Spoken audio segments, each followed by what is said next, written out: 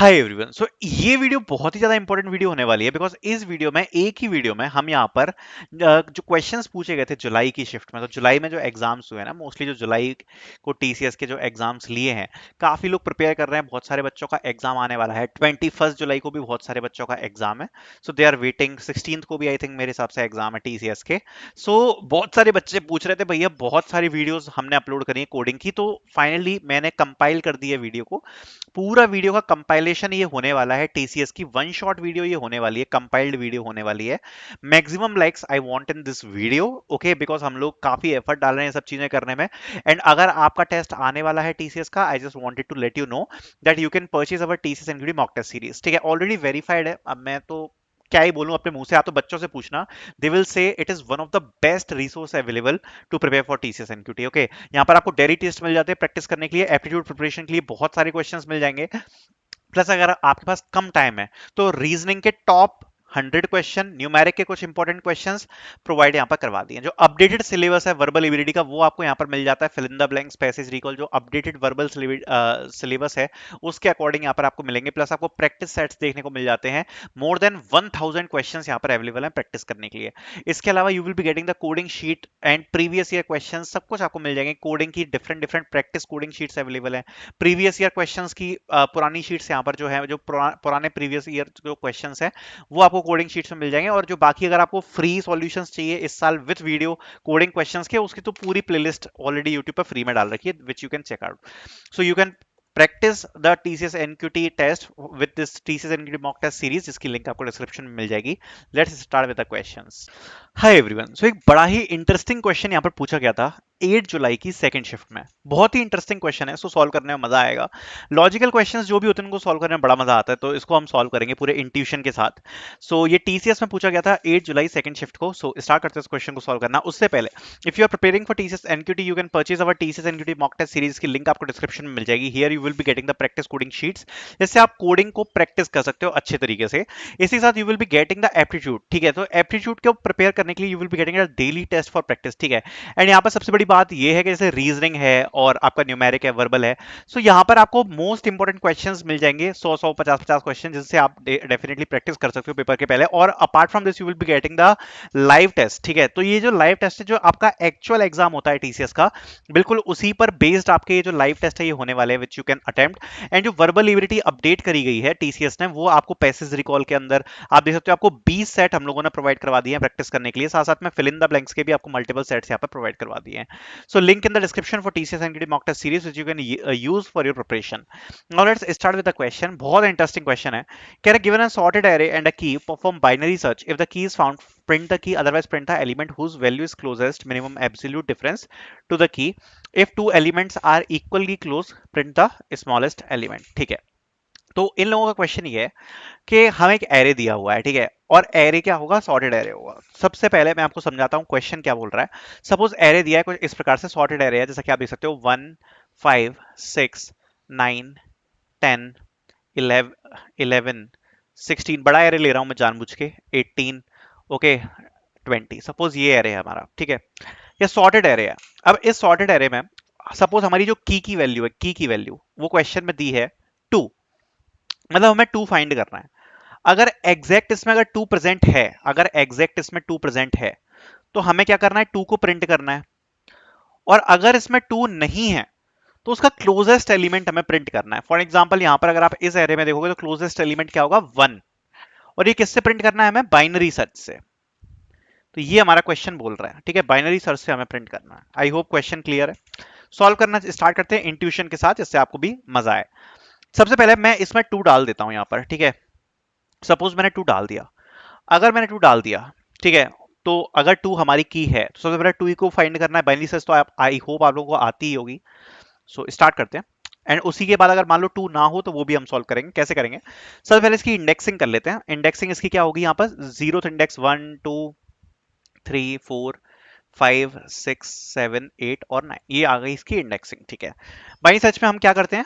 Low plus high divide by 2, यही करते हैं हम।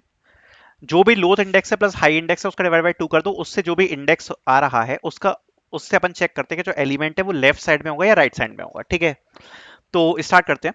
तो सबसे पहले जो हमारा लो होगा वो होगा 0 पे। मैं एक्सपेक्ट करके चल रहा हूँ कि आपको बाइनरी सर्च आती है। हाई होगा यहाँ पर, ठीक है। सो सबसे पहले हम निकालेंगे low plus high divide by 2, so 0 plus 9 divide by 2। यहाँ पर क्या आएगा 9/2, तो आंसर क्या आ जाएगा 4। फोर्थ इंडेक्स आया तो हम फोर्थ इंडेक्स पे चेक करेंगे वैल्यू क्या है 9। अगर वैल्यू 9 है तो हम सबसे पहले की से कंपेयर करेंगे, की क्या है 2। अब हम चेक करेंगे जो की है वो तो छोटी है, और जो इंडेक्स पर हम आए हैं वो इंडेक्स तो बड़ा है। मतलब जिस भी इंडेक्स पर हम आए हैं उसकी वैल्यू बड़ी है और जो की है छोटी है। इसका मतलब जो की होगी, चूंकि एरे सॉर्टेड है, तो वो लेफ्ट साइड में होगी, राइट। लेफ्ट साइड में होगी, left half of the array होगी। तो बाकी के एरे को हम छोड़ देते हैं, और अब जो हमारा लो है वो तो वहीं पर रहेगा, बट जो हाई वैल्यू है वो चेंज हो जाएगी। अभी के लिए हमारा हाई क्या था 9 पे था। अब चूंकि लेफ्ट साइड ऑफ एरे में हमारी जो की है वो होगी, तो हाई को हम चेंज करके क्या कर देंगे, यहाँ पर हाई को चेंज करके हम कर देंगे 4। सो लो हो जाएगा 0 और हाई हो जाएगा 4, ठीक है। So L is equal to 0 and H equal to 4, ठीक है। अब इसका फिर से मिडिल निकालते हैं, तो मिडिल क्या आएगा 4 plus 0 divide by 2, that is 2। So middle क्या आया हमारा 2 इंडेक्स आया। अब 2 इंडेक्स आया तो हम यहां पर आ गए। अब हम चेक करेंगे 5। हम कहेंगे भैया ये तो फिर से बड़ा है। अगर फिर से बड़ा है तो लो तो हमारा 0 पे ही रहेगा, जो हाई है वो कितने पे आ जाएगा 2 पर। दोबारा से निकालते हैं। सो 0 plus 2 divide by 2 that is 1। So middle क्या आ जाएगा 1। अब हम चेक करेंगे क्या की और वैल्यू मैच कर रही है, तो इसकी वैल्यू क्या है, की वैल्यू है 2, इसकी भी वैल्यू है 2। दोनों फाउंड हो गए, इंडेक्स को प्रिंट कर देंगे। इंडेक्स किस पे है 1 पे है, और वैल्यू क्या हो गई अपन की फाउंड। सिंपल बाइनरी सर्च हमारे ऐसे वर्क करती है, ठीक है। अब फॉर एग्जांपल मैं बोलता हूं कि यहाँ पर सपोज हम एग्जांपल लेकर चलते हैं, यहाँ पर 2 नहीं होता। फॉर एग्जांपल हम मान के चलते हैं कि 2 नहीं है, तो इक्वेशन कैसे चेंज करेंगी ये देखना बहुत इंपॉर्टेंट है, ठीक है। तो 2 को हम यहां से हटा देते हैं, ठीक है। 2 हमारा यहां से हट गया। अगर हमारा 2 हट गया तो उससे हमारी सिचुएशन कैसे चेंज होगी, ये बड़ा इंटरेस्टिंग है, और इसको जरा देखते हैं। और कैसे हमारी बाइनरी सर्च से हम पता कर पाएंगे कि जो क्लोजेस्ट एलिमेंट है वो यहाँ पर कौन सा होने वाला है, ठीक है। तो सबसे पहले अगेन हम चालू करेंगे, तो इंडेक्स चेंज हो जाएंगे। ये 0 पे है, ये 1 पे है, ये 2 पे है, ये 3 पे है, ये 4 पे है, ये 5 पे है, ये 6 पे है, ये 7th इंडेक्स है, और ये है 8th इंडेक्स, ठीक है। स्टार्ट करते हैं दोबारा से अपनी सर्च को। तो हमारा लो कितने पे होगा 0 पर, हाई कितने पे होगा 8 पर। सबसे पहले लो प्लस हाई डिवाइड बाई 2 किया तो क्या आएगा 4। तो 4 इंडेक्स इस वाले इंडेक्स पर आए। इस वाले इंडेक्स पर चेक किया क्या ये वैल्यू बड़ी है या छोटी है, वैल्यू बड़ी है। की हमारी क्या है 2, तो क्या ये की से बड़ी है छोटी है, बड़ी है। अगर की से बड़ी है तो हमारा जो हाई है वो इस पॉइंट पे आ जाएगा। अब हाई इस पॉइंट पे आ गया, लो इस पॉइंट पे है, तो 0 प्लस 4 डिवाइड बाई 2। तो हम कौन से इंडेक्स पर आएंगे, 0 1 2 3 4, हाँ फोर्थ इंडेक्स पे है, तो सेकंड इंडेक्स पर आ जाएंगे। सेकंड इंडेक्स है दिस वन। तो यहां पर हम आ गए। अब दोबारा हमने चेक किया ये जो वैल्यू है वो हमारी की से हाई है या लो है, हाई है। तो दोबारा से हमारा हाई पॉइंटर इस पे आ जाएगा, तो हाई हमारा यहां पर हो जाएगा, ठीक है। अब लो है 0 पे और हाई है 2 पे। अगेन हम चेक करेंगे क्या, 0 प्लस 2 डिवाइड बाई 2, तो क्या आया 1। 1 इंडेक्स पे चेक किया क्या आया 5। अब जैसे ही इस इंडेक्स पे आया 5 आया, अब चेक करा फिर की से ये बड़ा है कि छोटा है, की से ये बड़ा है। अगर आप देख रहे हो जो की से है ये बड़ा है, तो हमारा जो हाई इंडेक्स है चूंकि ये यहां पर बड़ा है, तो हाई फिर से मूव करेगा और हाई आ जाएगा इस जगह पर। अब यहां से बड़ी इंटरेस्टिंग चीजें हो रही हैं। देखो अपन का हाई इंडेक्स कहां पर है 5 पे, और लो कहां पर है 1 पर, ठीक है। और अभी अगर आप देखोगे तो की नहीं है हमारे पास, ठीक है। तो अगेन हमारा लूप दोबारा से चलेगा। अब ध्यान से देखते जाना, हमारा जो लो है वो किस पे है, लो है हमारा 0 पे, और हाई किस पे है 1 पे। सो 0 प्लस 1 डिवाइड बाई 2। अब ध्यान से सुनो क्या आएगा, 0 प्लस 1 डिवाइड बाई 2। जैसे ही 0 प्लस 1 डिवाइड बाई 2 हमने किया, जिस वक्त हमने ये किया, तो हमारा आंसर क्या आएगा यहाँ पर, 0 प्लस 1 डिवाइड बाई 2 यानी कि 1/2। आंसर क्या आ जाएगा हमारा 0। तो जीरोथ इंडेक्स पर हम चेक करेंगे, ये वाला इंडेक्स जीरोथ इंडेक्स पे हमने चेक किया कि जो हमारा लो है, ठीक है। हम चेक करेंगे क्या ये जो वैल्यू है, वैल्यू क्या है। वैल्यू अगर आप देखोगे तो वैल्यू यहां पर है कम, की हमारी क्या है 2, और वैल्यू क्या है 1। तो अब क्या होने वाला है, अब क्या होने वाला है, अब हमारा जो हाई है वो मूव करेगा, सॉरी अब हमारा जो लो है वो मूव करेगा, ठीक है, क्योंकि वैल्यू यहां पर कम है। तो अब लो भी हमारा इसी पॉइंट पर आ जाएगा और हाई भी इसी पॉइंट पे आ जाएगा, बिकॉज जो लो है उसको हम एक इंडेक्स आगे बढ़ा देंगे, ठीक है। या लो को हम जो भी मिडिल इंडेक्स है उस पर पहुंचा देते हैं ना। सो मिडिल इंडेक्स प्लस 1 हो जाता है लो। सो मिडिल इंडेक्स प्लस 1 हो गया तो लो हमारा आगे पहुंच गया, ठीक है। अब लो भी इस पे ही है और हाई भी इसी पे है। बहुत इंटरेस्टिंग चीज बन रही है, ध्यान से सुनना। लो भी इसी पे है और हाई भी इसी पे है। अब क्या होगा, अब यहां पर इस इंडेक्स पे ध्यान से देखो, इंडेक्स नंबर क्या है 1। सो अब अगले इक्वेशन में क्या होगा, 1 + 1 / 2, यानी ये क्या हो गया अपन का 2 / 2। तो अगेन इंडेक्स क्या आया 1। अब इंडेक्स आया 1, तो इंडेक्स 1 पर अगर आप देखोगे तो अभी इंडेक्स 1 पर ही हमारा हाई है, और इंडेक्स 1 पे वैल्यू क्या है 5, जो कि बड़ी है, राइट, की से बड़ी है। तो जो हमारा हाई होगा वो मूव करेगा, हाई आगे मूव करेगा, राइट, हाई क्या हो जाएगा मिडिल -1, मिडिल इंडेक्स से -1। तो जो हमारा हाई है वो और आगे पहुंच जाएगा। बहुत इंटरेस्टिंग इक्वेशन अब हमारी जो है वो यहां पर बन चुकी है। अब ध्यान से सुनना, हाई हमारा कहां पहुंच गया, अब हाई पहुंच गया आगे। अब जैसे ही हाई आगे पहुंचा तो हाई यहां पर नहीं रहेगा और हाई इस जगह पे आ जाएगा। तो हमारी जो कंडीशन है वो ब्रेक हो जाएगी इस जगह पर। कैसे ब्रेक हो जाएगी, जो हमारा लो है वो हाई से बड़ा हो गया, लो यहां पर है और हाई यहां पर है। ध्यान से सुनना, हाई किस पर है 1 पर, और लो किस पर है 5 पर, और लो आगे निकल गया हाई से। जैसे ये कंडीशन बनती है उसी समय पर जो हमारा लूप है वो ब्रेक कर जाएगा। अब जो हमारे दो इंडेक्स बचेंगे ना, वो हमेशा वो इंडेक्स बचते हैं जो भी हमें एरे दिया है उसमें जो भी की दी है, जो भी की दी है वो जहां भी एग्जिस्ट करेगी उस की के दो नाइबर्स हमारे पास होंगे लोअर हाई पर। तो की वैल्यू क्या थी 2।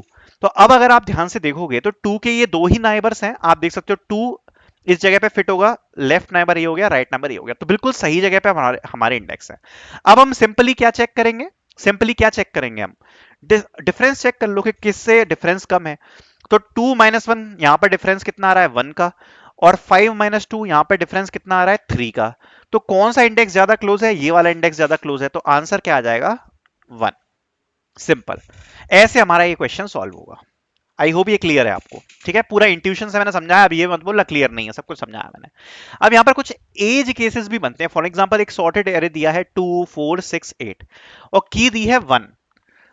तो की तो इसमें एग्जिस्ट करती नहीं है, बट उसका लेफ्ट नाइबर कोई भी नहीं है, तो जो की है वो एग्जिस्ट ही नहीं कर रही, और लेफ्ट नाइबर है भी नहीं। तो जो लोअर हाई है वो पीछे निकल जाएंगे, पीछे के साइड पे निकल जाएंगे। तो इस कंडीशन में अगर पीछे के साइड पे लोअर हाई निकल गए तो हमारा जो आंसर है वो क्या हो जाएगा, जो भी एरे का फर्स्ट एलिमेंट है, यानी कि एरेथ ऑफ 0, मतलब ये। और इसी प्रकार से सपोज की होती 10, तो यहां पर राइट साइड पे आगे निकल जाता लोअर हाई। तो इस टाइम पर जो आंसर होगा वो क्या होगा, एरे n-1। ये दो एज केसेस हमें यहां पर हैंडल करने पड़ेंगे, बाकी सब अपने आप हैंडल हो जाएगा। सो आई होप ये चीज आपको क्लियर है, मैंने अच्छे से एक्सप्लेन करी है। क्वेश्चन का सॉल्यूशन देखते हैं। इंट्यूशन हमने बहुत अच्छे से समझ लिया है ऑलरेडी। सो सबसे पहले हम इनपुट ले लेंगे, टोटल नंबर ऑफ एलिमेंट्स कितने हैं, उसके बाद हम अपने एरे का इनपुट यहां पर करवा लेंगे, ठीक है। एंड उसके बाद अपनी की को हम यहां पर इनपुट ले लेंगे, जो भी की है। तो फॉर एग्जाम्पल हमारे पास ये एरे आ गया 1 5 6 9 10 12, ठीक है, और की हमारी आ गई 2, ठीक है, ये हमने इनपुट ले लिया। उसके बाद हमारा जो लो है वो 0 पे है, हाई होगा n-1 इंडेक्स पे। कंडीशन देख लो आप, when ever is low is less then और इक्वल्स टू हाई, तब तक ये लूप चलेगा, यही कंडीशन हमने बताई थी। जो मिड है वो क्या होगा, low plus high minus low divide by 2, या आप low plus high divide by 2 भी कर सकते हो, आपकी मर्जी। ये बस out of the bound exception को हैंडल करने के लिए होता है, it is better to use this. If array of middle is equals to key, मतलब अगर हमें की मिल गई तो बहुत अच्छी बात है, हम सीधे सीधे प्रिंट कर देंगे, की को प्रिंट कर देंगे और रिटर्न करा देंगे। ये कंडीशन तो हमने पहले ही डिस्कस करी थी, अगर की मिल गई तो सीधे सीधे प्रिंट करा देंगे, ठीक है। अगर array of middle is less than key, array of middle is less than key, मतलब सपोज मेरे को 2 चाहिए, ठीक है, और मेरा जो मिडिल है वो आया 1 पे, तो जो लो है वो आगे बढ़ेगा, राइट, क्योंकि लो यहां पर होगा ना, लो यहां पर होगा, तो लो क्या हो जाएगा मिड +1, राइट, क्योंकि ये बाइनरी सर्च है। एल्स हाई क्या हो जाएगा मिड -1। सिंपल, ये तो आपको पता ही होगा। की से हम यहां पर तुलना कर लेंगे, मिड +1 होगा या हाई माइनस होगा, अपने एरे को हाफ पार्ट्स में डिवाइड करने के लिए, ठीक है। तो यहां तक क्लियर हो गया, ये हमारा बाइनरी सर्च का कोड हो गया। अब हम अपने कुछ बाउंड्री केसेस को हैंडल कर लेते हैं। ये जब लूप ब्रेक हो गया उसके बाद if the high is less then 0, जो मैंने आपको बताया कि पीछे की तरफ निकल गए हम, तो जो आंसर आएगा वो क्या आ जाएगा, एरे ऑफ 0। ये अभी मैंने आपको एक्सप्लेन किया था। अगर लो इज ग्रेटर देन n, मतलब लो की वैल्यू n से भी ग्रेटर निकल गई, तो आंसर क्या हो जाएगा, एरे ऑफ n-1। ये हमने डिस्कस की थी। अगर ऐसा नहीं है तो हमने क्या निकाला था, इसका मतलब की हमें फाइंड हुई नहीं, मतलब जो एग्जैक्ट की है वो एरे में है नहीं, तो हम क्या निकाल लेंगे, लेफ्ट एलिमेंट से डिफरेंस निकाल लेंगे और राइट एलिमेंट से डिफरेंस निकाल लेंगे। लेफ्ट एलिमेंट पे कौन सा पॉइंटर पॉइंट कर रहा था, हाई वाला, और राइट वाले एलिमेंट पे कौन सा पॉइंटर पॉइंट कर रहा था, लो वाला, राइट। तो लेफ्ट डिफरेंस क्या हो जाएगा, left difference is equal to absolute between the array of high minus key, और राइट डिफरेंस क्या हो जाएगा, absolute of array of low minus key. दोनों डिफरेंस हम चेक कर लेंगे। अगर लेफ्ट डिफरेंस छोटा आ रहा है तो एरे ऑफ हाई प्रिंट कर देंगे, मतलब लेफ्ट नाइबर प्रिंट हो जाएगा, और एल्स में हमारा एरे ऑफ लो प्रिंट हो जाएगा, यानी कि राइट नाइबर यहाँ पर प्रिंट हो जाएगा। मतलब 2 यहाँ पर बीच में था, इसके इधर था 1 और इधर था 5, दोनों से हमने डिफरेंस चेक किया, जो भी छोटा डिफरेंस आ रहा है उसको हमें प्रिंट करना था। तो ये हमारा आंसर हो जाएगा। आई होप ये आपको क्लियर हुआ होगा, बहुत एफर्ट से मैंने अच्छे तरीके से समझाया है। Thank you so much for watching. Now let's start this question. ठीक है, given a positive integer n, print all its prime factor in increasing order. If a prime factor occurs multiple times, print it multiple times. Okay, ये question है यहाँ पर। एक example लेते हैं, for example 84। ठीक है, अब 84 के हमें प्राइम फैक्टर्स जो हैं वो यहाँ पर हमें क्या करने हैं, प्रिंट करने हैं। तो सबसे पहले इसको डिवाइड करना स्टार्ट करते हैं। किससे डिवाइड करना स्टार्ट करेंगे? सबसे छोटे से। सबसे पहले क्या आएगा? 2। 2 से कितने टाइम्स डिवाइड होगा? 42 टाइम्स। ठीक है, फिर दोबारा 2 से डिवाइड करेंगे तो कितना आएगा? 21। थोड़ा सा बढ़ाएंगे 2 को, आगे क्या आया? 3। 3 से इसको डिवाइड करेंगे, कितने टाइम जाएगा? 7 टाइम्स। फिर 7 7 7 तो 7 से ही जाएगा, आंसर क्या आया? 1। तो इसके जो फैक्टर्स होंगे वो क्या होंगे? 2 multiply by 2 multiply by 3 multiply by 7। क्या ये सारे फैक्टर प्राइम नंबर हैं? जी हाँ, प्राइम नंबर है। ठीक है, तो अपन को ये जो फैक्टर्स हैं वो निकालने हैं, बट क्या प्रूफ है कि जितने भी हम फैक्टर्स निकालेंगे वो हमेशा प्राइम ही होंगे? इस बात का क्या प्रूफ है? मतलब क्या हमें चेक करना पड़ेगा कि जो हम फैक्टर निकाल रहे हैं वो प्राइम है या नहीं है? देखो मैं आपको इसके लिए एक सिंपल सी चीज समझाता हूँ। जितने भी हम फैक्टर्स निकालेंगे ना वो फैक्चुअली हमेशा ही प्राइम नंबर होंगे। ठीक है, आप किसी भी नंबर के अगर फैक्टर्स निकाल रहे हो वो हमेशा ही प्राइम होंगे। क्यों? कैसे? प्रूफ करके बताओ। मैं अगर बोलता हूं कि किसी नंबर का फैक्टर 12 है, क्या ये हो सकता है? नहीं हो सकता, क्योंकि 12 क्या है, ये खुद में प्राइम नंबर नहीं है। आप जिस भी पॉइंट पे ये बोलोगे ना कि एक कोई भी आप ऐसा नंबर पकड़ लो जो कि प्राइम नंबर नहीं है और आप बोल सकते हो कि वो चीज उस चीज की फैक्टर है, नहीं हो सकता ऐसा पॉसिबल। क्यों नहीं हो सकता? सिंपल सा रीजन बताता हूं।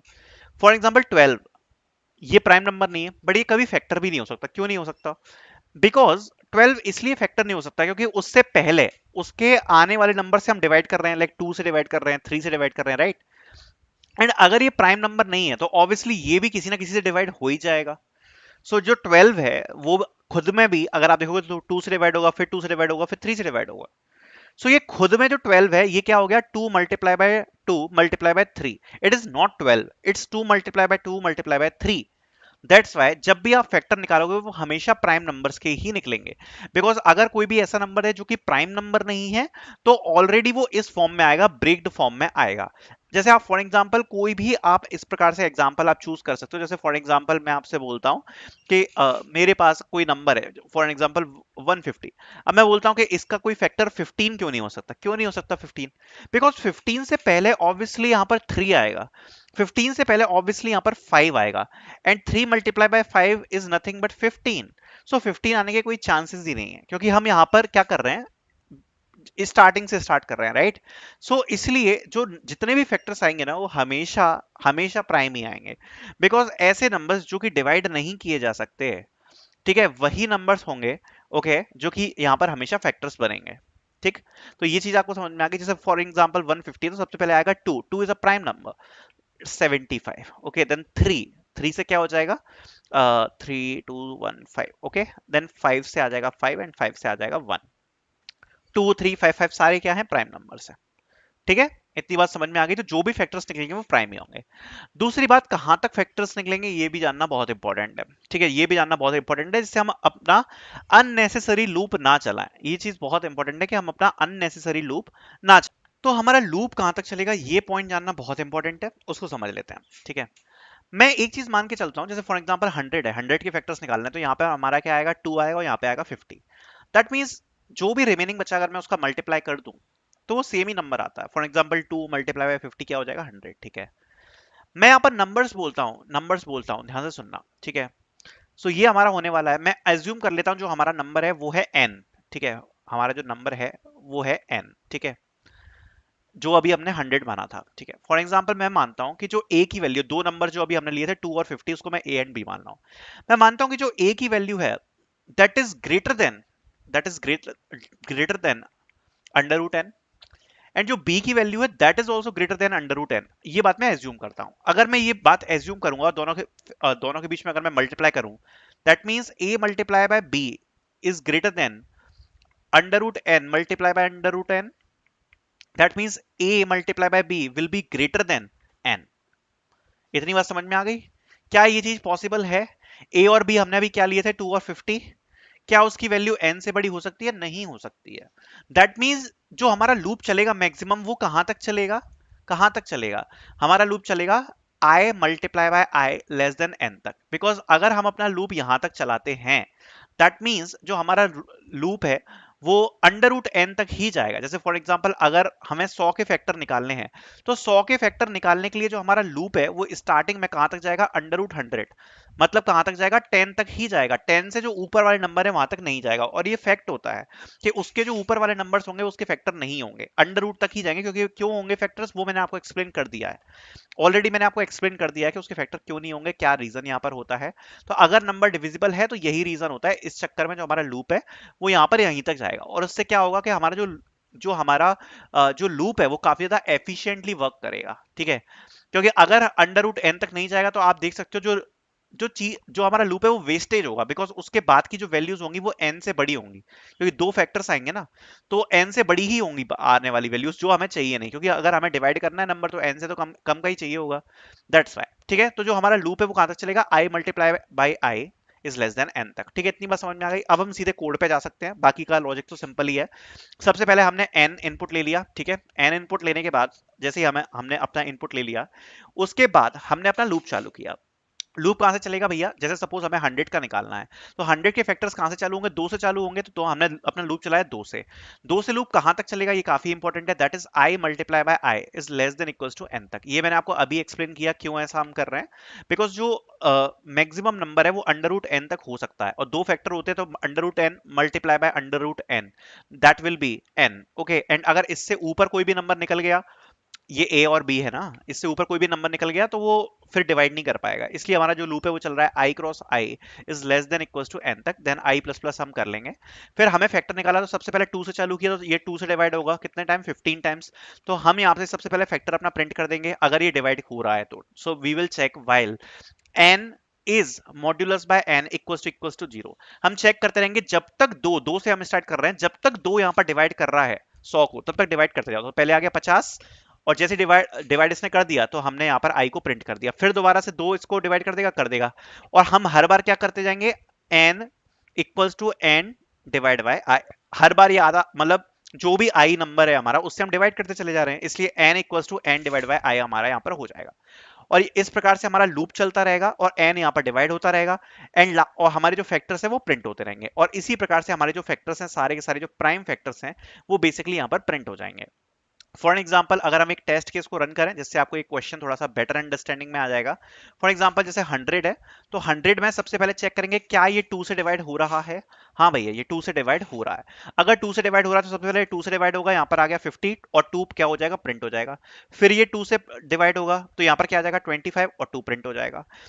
अब हम यहां से दोबारा 2 से चेक करेंगे क्या ये डिवाइड हो रहा है, नहीं हो रहा, तो लूप हमारा ब्रेक होगा। अब लूप ब्रेक होगा तो हमारा जो आई है उसकी वैल्यू क्या हो जाएगी 3। अब ये 3 से चेक करेगा क्या ये 3 से डिवाइड हो रहा है, नहीं हो रहा। फिर हमारा लूप प्लस प्लस हो जाएगा। फिर ये 4 से चेक करेगा क्या ये 4 से डिवाइड हो रहा है, नहीं हो रहा। फिर ये चेक करेगा 5 से, क्या ये 5 से डिवाइड हो रहा है, हाँ ये 5 से डिवाइड हो रहा है। अगर ये 5 से डिवाइड हो रहा है तो इसको 5 से डिवाइड कर दो, तो ये 5 से डिवाइड हो गया 5 times. And n divide by n, n divide by i हो गया, ठीक है। फिर दोबारा से चेक करेंगे क्या ये 5 से डिवाइड हो, हाँ हो रहा है, तो फिर से डिवाइड हो गया और आंसर क्या आ गया 1। जैसे ही 1 आ गया हमारा सब कुछ खत्म हो गया, ठीक है, सब कुछ हमारा खत्म हो गया। एंड यहीं पर हमारा लूप स्टॉप हो जाएगा और हमारे फैक्टर्स क्या प्रिंट हो जाएंगे 2 2 5 5, ठीक है। लास्ट में हम चेक कर लेंगे if n is greater than 1, अगर एन की वैल्यू ग्रेटर देन 1 है तो हम प्रिंट कर देंगे एन को, ठीक है। ये हम ऐसा क्यों कर रहे हैं, फॉर एग्जाम्पल किसी चीज का आप मान लो कि किसी चीज का जो फैक्टर है वो दैट सेल्फ नंबर ही है। मतलब आप किसी चीज को डिवाइड कर रहे हो, ठीक है, किसी चीज को आप डिवाइड कर रहे हो एंड जो लास्ट में नंबर बचा वो नॉन डिवाइडेबल है। फॉर एग्जाम्पल कोई चीज आपने डिवाइड करी है, ठीक है, कोई चीज आपने डिवाइड करी है, वो लास्ट में आके किसी ऐसे नंबर पे स्टक हो गई, किसी ऐसे नंबर पे स्टक हो गई, इसकी वैल्यू एन से बड़ी है, n for example n is greater than 1 है, तो हम डायरेक्टली उसको ऐसा फैक्टर प्रिंट कर लेंगे, फॉर एग्जाम्पल 7, ठीक है। जैसे 7 बचा किसी चीज में तो 7 हो जाएगा। समझ रहे हो मेरी बात को। जैसे फॉर एग्जाम्पल 14 है तो 14 का 2 से तो हमने प्रिंट कर दिया, ठीक है। 2 से प्रिंट करके हमारे पास यहाँ पे क्या आ गया 7 आ गया, ठीक है। It is not greater than 1, okay. जो हमारा लूप है वो तो आधे पे ही खत्म हो जाएगा, तो लास्ट में क्या बच गया 7 बच गया।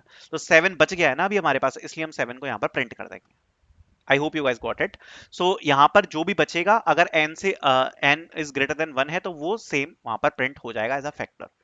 So this will be our code for solving this question. I hope you guys got it. Thank you so much for watching. मैंने आपको बहुत ज्यादा लॉजिकली समझाया, इसलिए क्वेश्चन आपको थोड़ा सा लगा होगा कि इतना कुछ था नहीं इसमें, बट मैंने आपको एक एक चीज समझाई है कि हमने इसमें किया क्यों है। इसलिए हो सकता है आपको थोड़ा सा लगे कि मैंने टिपिकल वे में समझाया, बट मैंने एक एक चीज क्लियर करने के लिए समझाया इस तरीके से। So I hope you guys got it. Thank you so much for watching description. Let us start with the question. Amazon is preparing for its annual shopping festival and wants to identify its top performing products.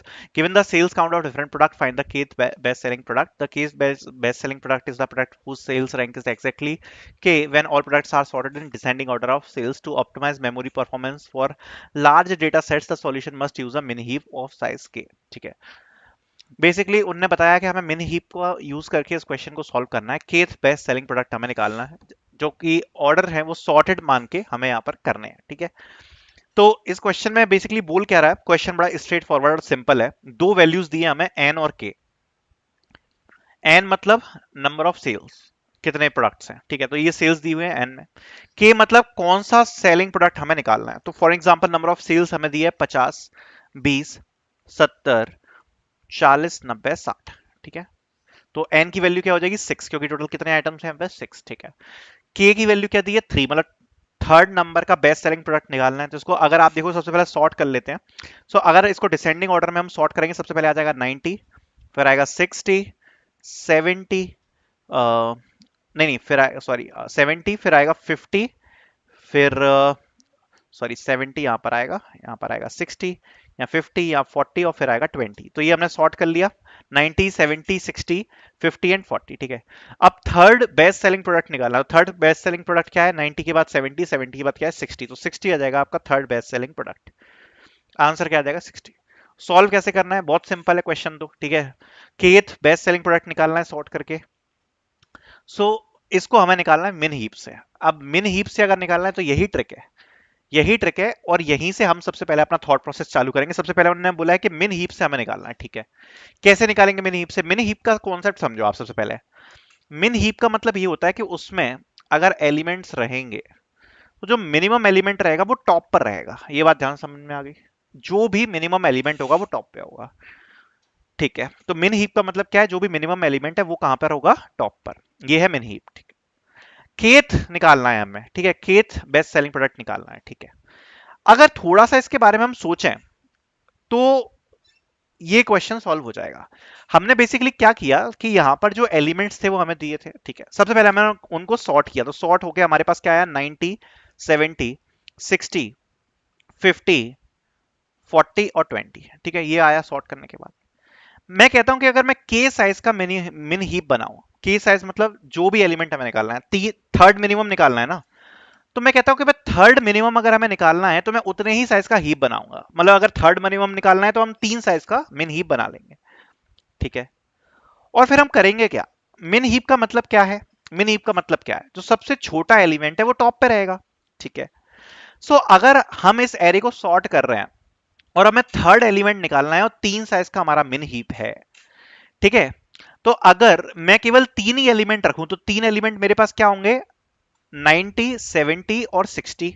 60 मेरा top पे होगा, क्योंकि अगर आप देखोगे तो यहाँ पर साइज क्या है, मेरे को थर्ड नंबर का ही तो आंसर निकालना है। थर्ड नंबर पे क्या आ रहा है 60, ये मुझे आंसर में चाहिए। ठीक है, और अगर मैं मिन हीप बना लूं 3 साइज का, जो भी हमारे केथ एलिमेंट जो हमें दिया है कि केथ एलिमेंट हमें प्रिंट करना है उतने ही साइज का अगर मैं मिन हीप निकाल बना लूं, तो हमेशा जो भी वैल्यू यहाँ पर टॉप पर होगी वो वही वैल्यू होगी, वो वही वैल्यू होगी जो थर्ड हाईएस्ट होगी। राइट, बिकॉज 3 साइज का मिन हीप है ना, तो 3 साइज के मिन हीप में जो उससे बड़े एलिमेंट्स हैं वो तो उसके नीचे ही होंगे। इसका मतलब ये जो वैल्यू इसके टॉप पे होगी वो थर्ड हाईएस्ट होने वाली है। थर्ड हाईएस्ट होने वाली है कि नहीं, ये चीज आपको लॉजिकली सोचनी पड़ेगी। ये चीज आपको लॉजिकली सोचनी पड़ेगी कि हमें जितने भी एलिमेंट्स दिए हैं अगर उसमें मैं के साइज का मिन हीप बना लूं, मतलब जैसे के की वैल्यू है 3, तो 3 साइज का अगर मैंने मिन हीप बना लिया मतलब उसमें केवल 3 ही एलिमेंट्स आएंगे। अगर 3 ही एलिमेंट्स आएंगे तो सीधी बात है कि यहां पर जो सबसे नीचे एलिमेंट्स होगा, जो सबसे नीचे एलिमेंट होगा वो टॉप वाले एलिमेंट से क्या होगा, बड़ा ही होगा, क्योंकि मिन हीप में जो टॉप पे रहता है वो सबसे छोटा रहता है। उसके ऊपर जो होगा वो इससे तो छोटा होगा बट इससे बड़ा होगा, और यहां पर जो होगा वो हमेशा थर्ड हाईएस्ट एलिमेंट ही होगा। सो सेम हमें यही काम करना है, बस के साइज का हम मिनी बना लेंगे और एलिमेंट्स को इंसर्ट कराते चले जाएंगे। ठीक है, सिंपल ही काम है। तो इसको सॉल्व करते हैं और जैसे ही सॉल्व करेंगे और हमारा आंसर आ जाएगा। ठीक है, तो सॉल्व करते हैं। सबसे पहले हम क्या करेंगे कि 3 एलिमेंट्स लगातार हम अपने मिनी हीप में पुश कर देंगे। ठीक है, तो अगर आप देखो तो पहला एलिमेंट क्या है 50, तो 50 को हमने अपने मिनी हीप में पुश कर दिया, तो 50 यहां पर आ गया। फिर आया 20, तो 20 को जैसे ही हमने पुश किया तो 20 छोटा है 50 से मिनी हीप में, तो 20 ऊपर आ जाएगा। फिर आया 70, तो 70 आया, तो मिनी हीप में हम जैसे ही इसको पुश करेंगे तो 70 तो 20 से भी बड़ा है और 50 से भी बड़ा है, तो 70 आ जाएगा नीचे।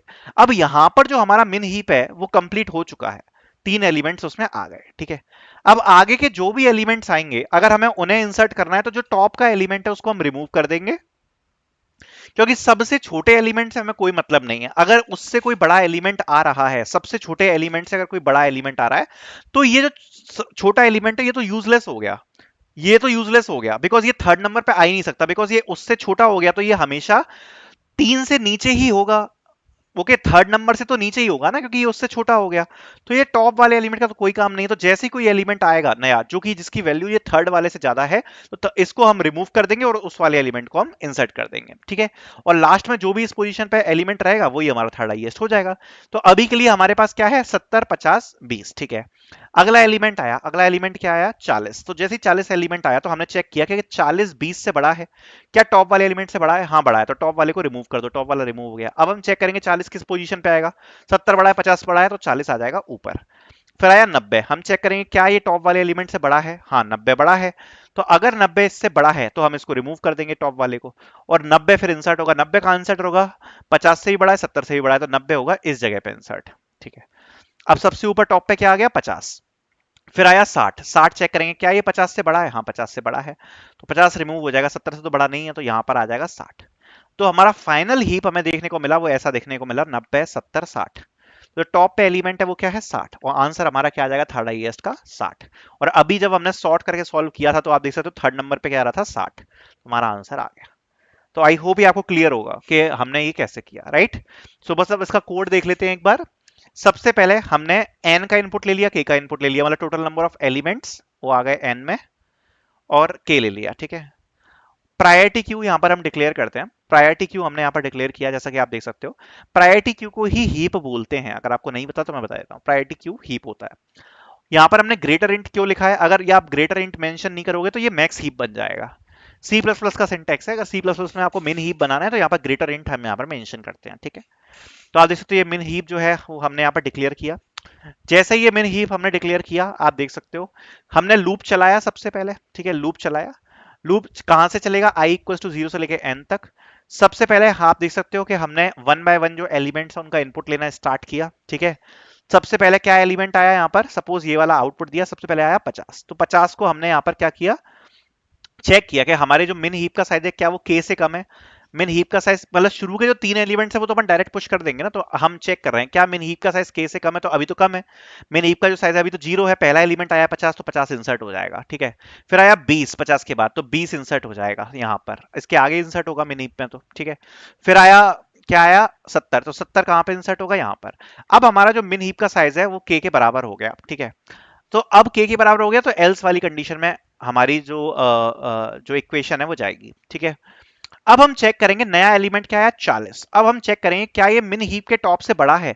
क्या 40 इसके टॉप से बड़ा है? हाँ बड़ा है, तो ये रिमूव हो जाएगा और 40 यहाँ पर आ जाएगा, तो 40 50 70 ऐसा हो गया। ठीक है, तो ये कंडीशन हम चेक कर रहे हैं। x इज ग्रेटर देन मिन हीप टॉप, देन मिन हीप डॉट पॉप, इसको हम पॉप करा देंगे फर्स्ट एलिमेंट को, और मिन हीप में क्या पुश करा देंगे? जो भी एलिमेंट आया है वो। ठीक है, टॉप से कंपेयर करके। अगला एलिमेंट क्या आया हमारा? फिर 90 और फिर 60, फिर आया 90, तो हम फिर से चेक करेंगे। हम क्या करेंगे कि क्या 90 टॉप से बड़ा है? क्या 90 40 से बड़ा है? हाँ बड़ा है, तो 40 को रिमूव कर देंगे मिन हीप डॉट पॉप एंड मिन हीप डॉट पुश x, तो 90 पुश हो जाएगा यहाँ पर। फिर आया 60, 60 चेक करेंगे क्या मिन हीप डॉट पॉप टॉप से ऊपर है? हाँ टॉप से, ये जो 60 है वो बड़ा है 50 से, तो 50 रिमूव हो जाएगा और 60 पुश हो जाएगा। 60 कहाँ पे पुश होगा? इस जगह पे, तो 60 70 90 ये बचा। लास्ट में हम क्या रिटर्न करा देंगे? मिन हीप डॉट टॉप, जो सबसे टॉप का एलिमेंट है 60 वो यहाँ पर प्रिंट हो जाएगा आंसर। सो आई होप ये जो क्वेश्चन है वो आपको समझ में आया होगा। आई hope you guys liked it, thank you so much for watching. करना चाहते हो तो इस प्रकार के लॉजिकल क्वेश्चंस अगर आएंगे तो मजा आता है सॉल्व करने में, और काफी लॉजिकल क्वेश्चन है, मजा आएगा सॉल्व करते में। बाकी स्टार्ट करने से पहले I just wanted to talk about TCS NQT mock test series. If you want you can purchase the TCS NQT mock test series for your preparation. The link will be in the description. And इसमें अगर हम बात करें तो यहाँ पर आपको daily test मिल जाते हैं for practice, multiple test available है, आप एग्जाम से पहले दे सकते हो इन टेस्ट को। और यहाँ पर अगर आप देखोगे ना तो डेली टेस्ट के अंदर हमने टॉप क्वेश्चंस भी डाल दिए, जैसे रीजनिंग के आप देख सकते हो, रीजनिंग के हमने 100 क्वेश्चन डाल रखे हैं, आप ये 100 क्वेश्चन करके चले जाओ और आपका काम हो गया। रीजनिंग आपकी निकल जाएगी, मैं बता रहा हूं, केवल ये 100 क्वेश्चन करके जाने हैं जो इसमें डले हैं। न्यूमेरिक एबिलिटी में अगेन यहां पर हमने क्वेश्चन डाल रखे, बट न्यूमेरिक हार्ड आता है, बट आपको एक आइडिया लग जाएगा। बाकी वर्बल छोड़ देना, क्योंकि वर्बल का टॉपिक अपडेट हो चुके हैं, उसके लिए हमने अलग से सेक्शन डाल दिया है। उसके साथ आपको यहाँ पर लाइव टेस्ट मिल जाएंगे। ये जो लाइव टेस्ट है ये एक्चुअल एग्जाम है टीसीएस के, मतलब जो एक्चुअल टीसीएस के एग्जाम होते हैं बिल्कुल वैसे ही देखने को मिलेंगे। और जो अपडेटेड वर्बल एबिलिटी है उसके लिए हमने अलग से सेक्शंस डाल रखे हैं, जिसमें आप देख सकते हो पैसेज रिकॉल आपको देखने को मिल जाएगा, आपको फिल इन द ब्लैंक्स का अलग से सेक्शन देखने को मिल जाएगा। एंड इसी के साथ आपको जो अपडेट हुआ है ईमेल राइटिंग, वो हमने चीट शीट के अंदर डाल दी है अपडेटेड सिलेबस के हिसाब से। प्लस कोडिंग को प्रैक्टिस करने के लिए आपको प्रैक्टिस कोडिंग की शीट्स मिल जाती हैं। So definitely this mock test series will help you a lot for your preparation. You can buy it. The link will be in the description. Now let's start with the coding question. प्यारा question है, समझते हैं। क्वेश्चन कहता है given a timer of 12 hour AM PM format converted to 24 hour military format. ठीक है, simple है। हमें एक फॉर्मेट दिया है जो कि AM PM वाले फॉर्मेट में होने वाला है, और इसको हमें कौन से फॉर्मेट में कन्वर्ट करना है, 24 आवर्स वाले फॉर्मेट में। ठीक है, 24 आवर्स वाला फॉर्मेट क्या होता है? देखो 24 आवर्स वाला फॉर्मेट ये होता है जब रात के 12 बजते हैं ना, उसको अपन AM PM नहीं बोलते, रात के 12 को अपन बोलते हैं 0:0 रात के 1 को क्या बोलते हैं, 0:10 रात के 2 को क्या बोलते हैं, 0:20 फिर 0:03 इसी प्रकार से 0:04 0:05 0:06 0:07 0:08, ये मैं आपको 24 आवर्स फॉर्मेट बता रहा हूं। 0:09 10 फिर है 11, और फिर 11 के बाद आता है 12 13 14 15 16 17 18 19, ऐसे आपका जाएगा कहां तक, 23 तक। ये होता है 24 आवर्स फॉर्मेट। एंड जो AM PM फॉर्मेट होता है वो क्या होता है, रात के जो 12 होते हैं उसको बोलते हैं 12:0 AM, फिर आएगा 1 AM, फिर आएगा 2 AM 3 AM, और ये बिल्कुल सेम रहेगा कहां तक, 11 AM तक। फिर 12 PM आया तो 12 बजे को क्या बोलते हैं, 12 PM, और फिर आया 13, तो 13 नहीं बोलते, इसको बोलते हैं 1 PM 2 PM, और फिर यहां से दोबारा चलेगा कितना, 3 PM 4 PM, यहां से करते करते कहां तक जाएंगे अपन, 11 PM तक। यही तो डिफरेंस आता है। तो ये हमने पूरा डिफरेंस लिख लिया। तो अगर हमने ये डिफरेंस लिख लिया और हमें AM फॉर्मेट को 24 आवर्स में कन्वर्ट करना है, तो हमें कुछ कंडीशंस लगानी पड़ेंगी। हमने अपने सामने ही देख लिया कंडीशंस, ठीक है, मैंने पूरी यहां पर क्लॉक लिख ली। ठीक है, कंडीशंस क्या होंगी देख लेते हैं एक बार। देखो सबसे पहले अगर हमें कन्वर्ट करना है तो कंडीशंस बड़ी सिंपल है। ठीक है, कुछ कंडीशंस मैंने लिखी हुई हैं यहां पर, ये 4 कंडीशंस हमें देखनी पड़ेंगी, और वो मैं आपके सामने ही बताता हूं। अगर यहां पर हमें AM दिया है, पहली कंडीशन क्या है, अगर यहां पर AM दिया है, ठीक है, और आवर्स में दिया है 12, आवर्स में दिया है 12, और यहां पर दिया है AM, तो ये 12 किस में कन्वर्ट हो जाएगा, 0 में। यही तो करना है, अगर इस वाली घड़ी में आपको कन्वर्ट करना है। अगर यहां पर AM दिया है और 12 आवर्स दिया है, तो 12 हम किस में कन्वर्ट कर देंगे, 0 में। ये तो पहली कंडीशन हो गई। बाकी अगर आप देख रहे हो तो बाकी सेम है, इसमें भी 1 है, इसमें भी 1 है, इसमें भी 2 है, इसमें भी 2 है, बस ये वाला जो कंडीशन थी एक तो ये चेंज करनी है। फिर 11 तक तो मेरे हिसाब से सब कुछ सेम ही है, 11 तक तो कोई दिक्कत आई नहीं है। ठीक है, तो 11 तक तो सब कुछ सेम ही चलेगा यहाँ पे। आई डोंट थिंक यहाँ पर कुछ इश्यूज यहाँ पर आए हैं हमें। ठीक है, तो पहली कंडीशन तो हमारी ये हो गई। तो पहली कंडीशन यहाँ पर हमने यही मेंशन करी है कि अगर AM 12 मेंशन किया है तो इसको हमें चेंज करना है 0:0 में। ठीक है, अगर AM and hour is not equals to 12 keep hour unchange, तो ये भी हमने डिस्कस कर ली। अगर AM दिया है और आवर अगर 12 के बराबर नहीं है, केवल 12 पे तो चेंज करना है, बाकी तो सेम ही रहेगा, 1 2 3 कहां तक रहेगा, 11 तक सेम रहेगा। ठीक है, अगर PM एंड आवर 12 दिया है, अगर 12 PM दिया तो भी सेम है। अगर आप देखोगे घड़ी में 12 भी तो बिल्कुल सेम है, 12 भी बिल्कुल सेम है। यहां से चेंज आया है, तो यहां से क्या चेंज आएगा, अगर 12 नहीं है तो सिंपल सी कंडीशन है, हम 12 ऐड कर देंगे। इस कंडीशन में हम क्या करेंगे, अगर पीएम दिया है और 12 नहीं है, अगर टाइमिंग में पीएम दिया है और 12 नहीं है, तो हमने क्या किया देख लो आप, एक पीएम किस में कन्वर्ट हो रहा है, 13 में, 2 पीएम हो रहा है 14 में। सिंपल है कि हम 12 को क्या करेंगे, ऐड कर देंगे, जितना भी इसमें आवर दिया है उसमें 12 ऐड कर देंगे। बाकी जो मिनट्स हैं वो तो सेम ही रहेंगे, मिनट्स तो 60 ही होते, तो सेम ही रहेंगे। अब चले, चाहे मिनट्स दिए हो चाहे सेकंड्स दिए हो क्लॉक में, कोई फर्क नहीं पड़ता, क्योंकि मिनट्स और सेकंड्स क्या रहेंगे, सेम रहेंगे, केवल आवर्स ही चेंज होंगे, राइट। तो आई होप कंडीशंस आपको समझ में आ गई हैं, सिंपल ही है कंडीशंस, ठीक है। हमने पूरी घड़ी लिख ली तो इजीली समझ में आ गई। तो सीधे कोड में देखते हैं, ठीक है। तो कोड आ गया हमारा, ठीक है। अगर आप देख सकते हो ये हमारा मेन प्रोग्राम है, हमने पूरा जो इनपुट है वो स्ट्रिंग में यहाँ पर ले लिया। सपोज हमारा जो इनपुट है वो कुछ ये आया है, इनपुट बता रहा हूं आपको। सपोज हमारा जो इनपुट है वो सपोज ये आया है, ठीक है। इसको चलो और कुछ चेंज करते हैं, 2 कर देते हैं इसको 20, ठीक है। 12:00:20 सपोज ये हमारा इनपुट है, इसको हमें 12 आवर्स वाली क्लॉक में यहाँ पर हमें क्या करना है, कन्वर्ट करना है। तो सबसे पहले हमने पूरी की पूरी जो स्ट्रिंग है वो उसको हमने इनपुट में ले लिया। उसके बाद टाइम कन्वर्जन फंक्शन में हमने पास कर दिया अपनी स्ट्रिंग को।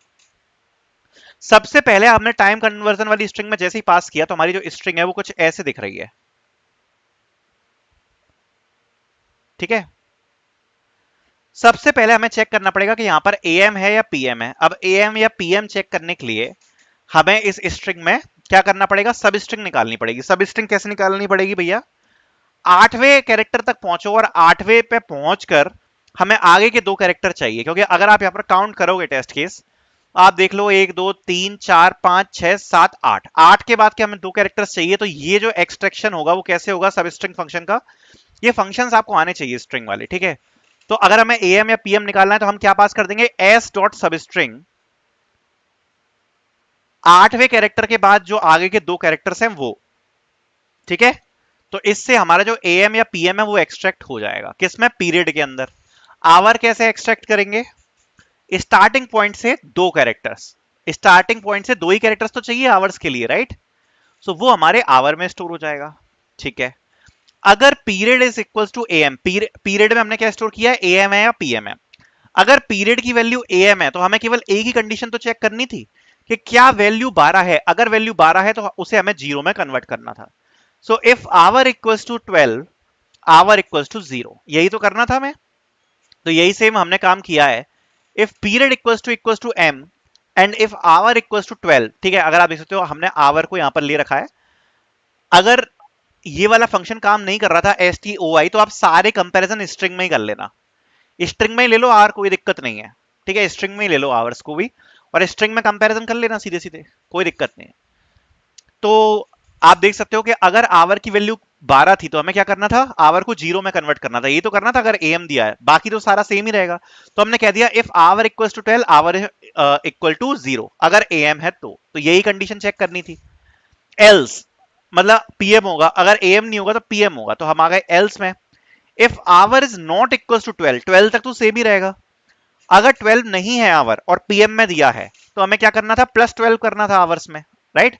तो आवर प्लस इक्वल्स टू 12 हो जाएगा, आवर प्लस इक्वल्स टू 12 हो जाएगा, ठीक है। तो ये यहां पर आप देख सकते हो आवर में प्लस इक्वल्स टू हमने क्या कर दिया, 12 कर दिया, क्योंकि अगर 12 नहीं है तो क्या होगा, 1 2 3 पीएम यही तो होगा। तो 3 पीएम क्या हो जाएगा, 12 + 3, मतलब आप देख सकते हो क्या हो जाएगा, 15 हो जाएगा, ओके। तो यही तो हमें करना था, अगर 12 नहीं है तो हम आवर में क्या ऐड कर देंगे, 12।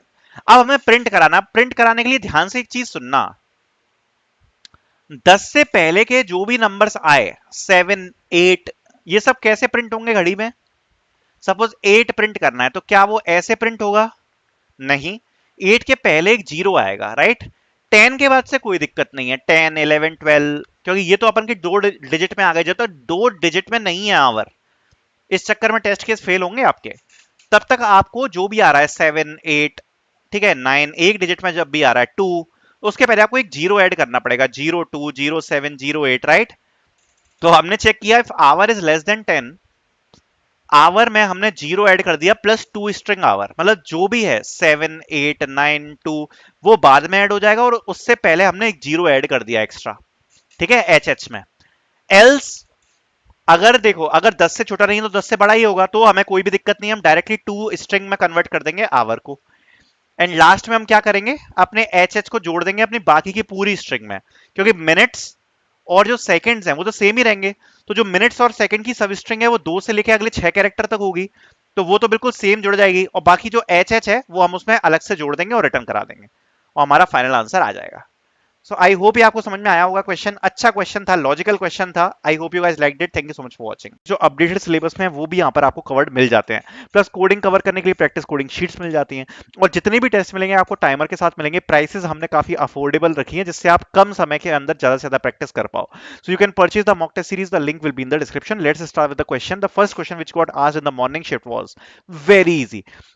There are two items A and B with their respective price. Write a program to determine which item is more expensive. If either the price is less than zero, print invalid input. If both prices are equal, print equal. Otherwise, print the higher price followed by is more expensive. बहुत ही simple question, कुछ भी नहीं करना है इसमें। कह रहे हैं कि दो इंटीजर दिए होंगे हमको A और B, बस दोनों को कंपेयर करना है हमें आपस में। कैसे कंपेयर करना है? सबसे पहले तो पहला पॉइंट क्या लिखा है, if either price is less than zero then print invalid input. मतलब अगर A की प्राइस जीरो से कम है या B की प्राइस जीरो से कम है, तो हमें क्या प्रिंट करवाना है?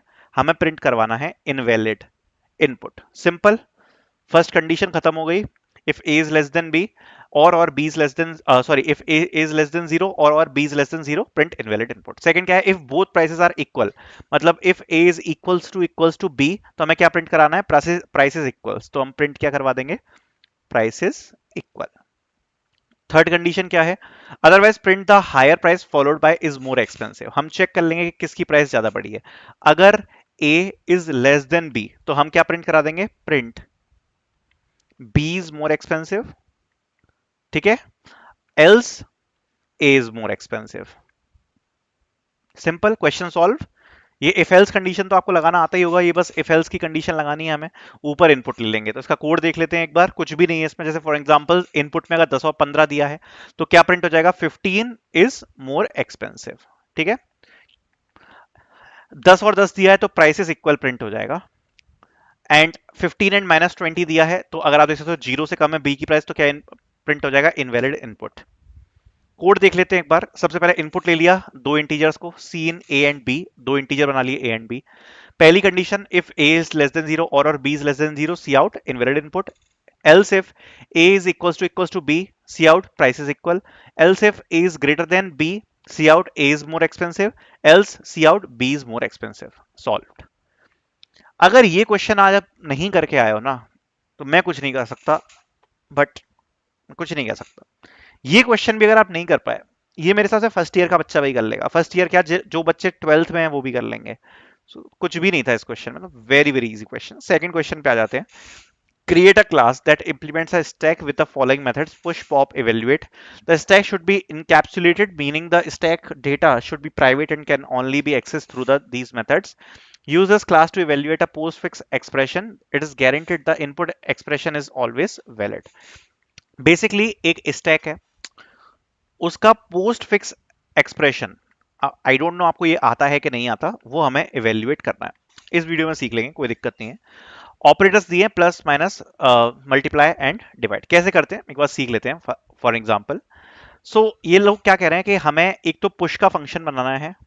पुश क्या काम करेगा? स्टैक में वैल्यू पुश करने का। पॉप क्या करेगा? स्टैक में वैल्यू को एक्सट्रैक्ट करने का काम। एंड देन एक फंक्शन और बनाना है इवेल्युएट, जिसका काम क्या होगा? पोस्ट फिक्स एक्सप्रेशन को इवेल्युएट करना, ठीक है। सो पुश और पॉप की बात हम बाद में करेंगे, पहले स्टार्ट करते हैं कि पोस्ट फिक्स एक्सप्रेशंस जो होते हैं उनको इवेल्युएट कैसे करते हैं। बहुत इजी है ये भी क्वेश्चन, ज्यादा कुछ डिफिकल्ट नहीं है, इजी मीडियम लेवल का ही क्वेश्चन है। सो सपोज हमें ये इनपुट दिया है, सबसे पहले दिया है 5, ठीक है, 5 दिया है हमें सबसे पहले इनपुट में। मतलब टोटल नंबर ऑफ एलिमेंट्स हैं वो कितने होंगे? 5 होंगे, ठीक है। टोटल नंबर ऑफ एलिमेंट्स दिए हैं 5। कौन से दिए हैं? 13, 5 plus 4 and minus. Post fix expression कैसे इवेल्युएट करते हैं? सबसे पहले आया 13, तो हम यहां पर 13 लिख लेंगे। फिर आया 5, तो 5 लिख लेंगे। अब आया है प्लस। अब अगर प्लस आया है, मतलब जिस भी वक्त कोई भी ऑपरेटर आता है, सिंपली हमें क्या करना पड़ता है? लास्ट दो एलिमेंट्स पर अप्लाई करना पड़ता है। लास्ट टू एलिमेंट्स पे अप्लाई करना पड़ता है। तो अभी क्या आया, प्लस, प्लस के लास्ट दो एलिमेंट्स क्या है, 13 और 5, इसमें अप्लाई हो जाएगा। तो हम इसमें प्लस करेंगे, तो जैसे ही हम इसमें प्लस करेंगे तो आंसर हमारा क्या आ गया, 18। सो हमारा आंसर क्या आ गया, 18। सो यहां तक का जो हमारा एक्सप्रेशन है वो सॉल्व हो गया, कहां तक, 13 5 प्लस, यहां तक का जो पूरा एक्सप्रेशन है वो सॉल्व हो गया और आंसर हमारा कितना आ गया, 18। इसके आगे का एक्सप्रेशन क्या है, 4 एंड माइनस। तो फिर से एक ऑपरेटर आया माइनस, तो लास्ट दो एलिमेंट्स को उठाएंगे, जो भी आंसर आता है उसको भी पुश कर देते हैं एलिमेंट में, ठीक है। तो लास्ट दो एलिमेंट्स उठाए, माइनस का ऑपरेशन किया, तो क्या आंसर आ जाएगा हमारा, 18 माइनस 4। जैसे ही 18 माइनस 4 आया तो आंसर हमारा क्या आ जाएगा, 14। सो फाइनल आंसर क्या आ जाएगा, 14 आफ्टर फुल एक्सप्रेशन, ठीक है। नेक्स्ट टेस्ट केस को सॉल्व करते हैं, समझ में आ जाएगा। इसमें 7 एलिमेंट्स होने वाले हैं। सबसे पहले एक्सप्रेशन लिखते हैं, 5 6 2, फिर आया प्लस। जैसे यह प्लस, तो लास्ट दो एलिमेंट्स को उठाना है। तो लास्ट दो एलिमेंट्स क्या है, 6 और 2, इन दोनों के बीच में प्लस होगा। तो 6 प्लस 2 कितना होता है, 8। तो 8 आंसर में आ जाएगा। तो ये क्या आ जाएगा, 5। 5 के बाद इस एक्सप्रेशन की वैल्यू हमारे पास क्या आ गई है, 8, तो 8 आ जाएगा। अब उसके बाद क्या आ रहा है, मल्टीप्लाई। यहां तक की वैल्यू सॉल्व हो गई हमारी, यहां तक सॉरी यहां तक की वैल्यू हमारी सॉल्व हो गई, जिसकी वैल्यू क्या आई है, 8। अब आ गया 5 एंड 8। इसके बाद क्या आ गया, मल्टीप्लाई। अब जैसे ही मल्टीप्लाई आया तो दोनों के बीच में मल्टीप्लाई का ऑपरेशन होगा, आंसर क्या आ जाएगा, 40। तो यहां तक की वैल्यू सॉल्व हो गई। अब 40 के बाद क्या आएगा, 4, फिर माइनस। सो 40 माइनस 4, आंसर क्या आ जाएगा, 36, ठीक है। सो इस वाले एक्सप्रेशन का आंसर कितना आएगा, 36, ठीक है। ये भी सॉल्व हो गया। अब इसको सॉल्व कैसे करेंगे, बेसिकली इसका एल्गोरिथम क्या रहेगी, ठीक है, इसकी एल्गोरिथम क्या रहेगी वो अपन डिस्कस कर लेते हैं कि इस क्वेश्चन को अपन सॉल्व कैसे करेंगे।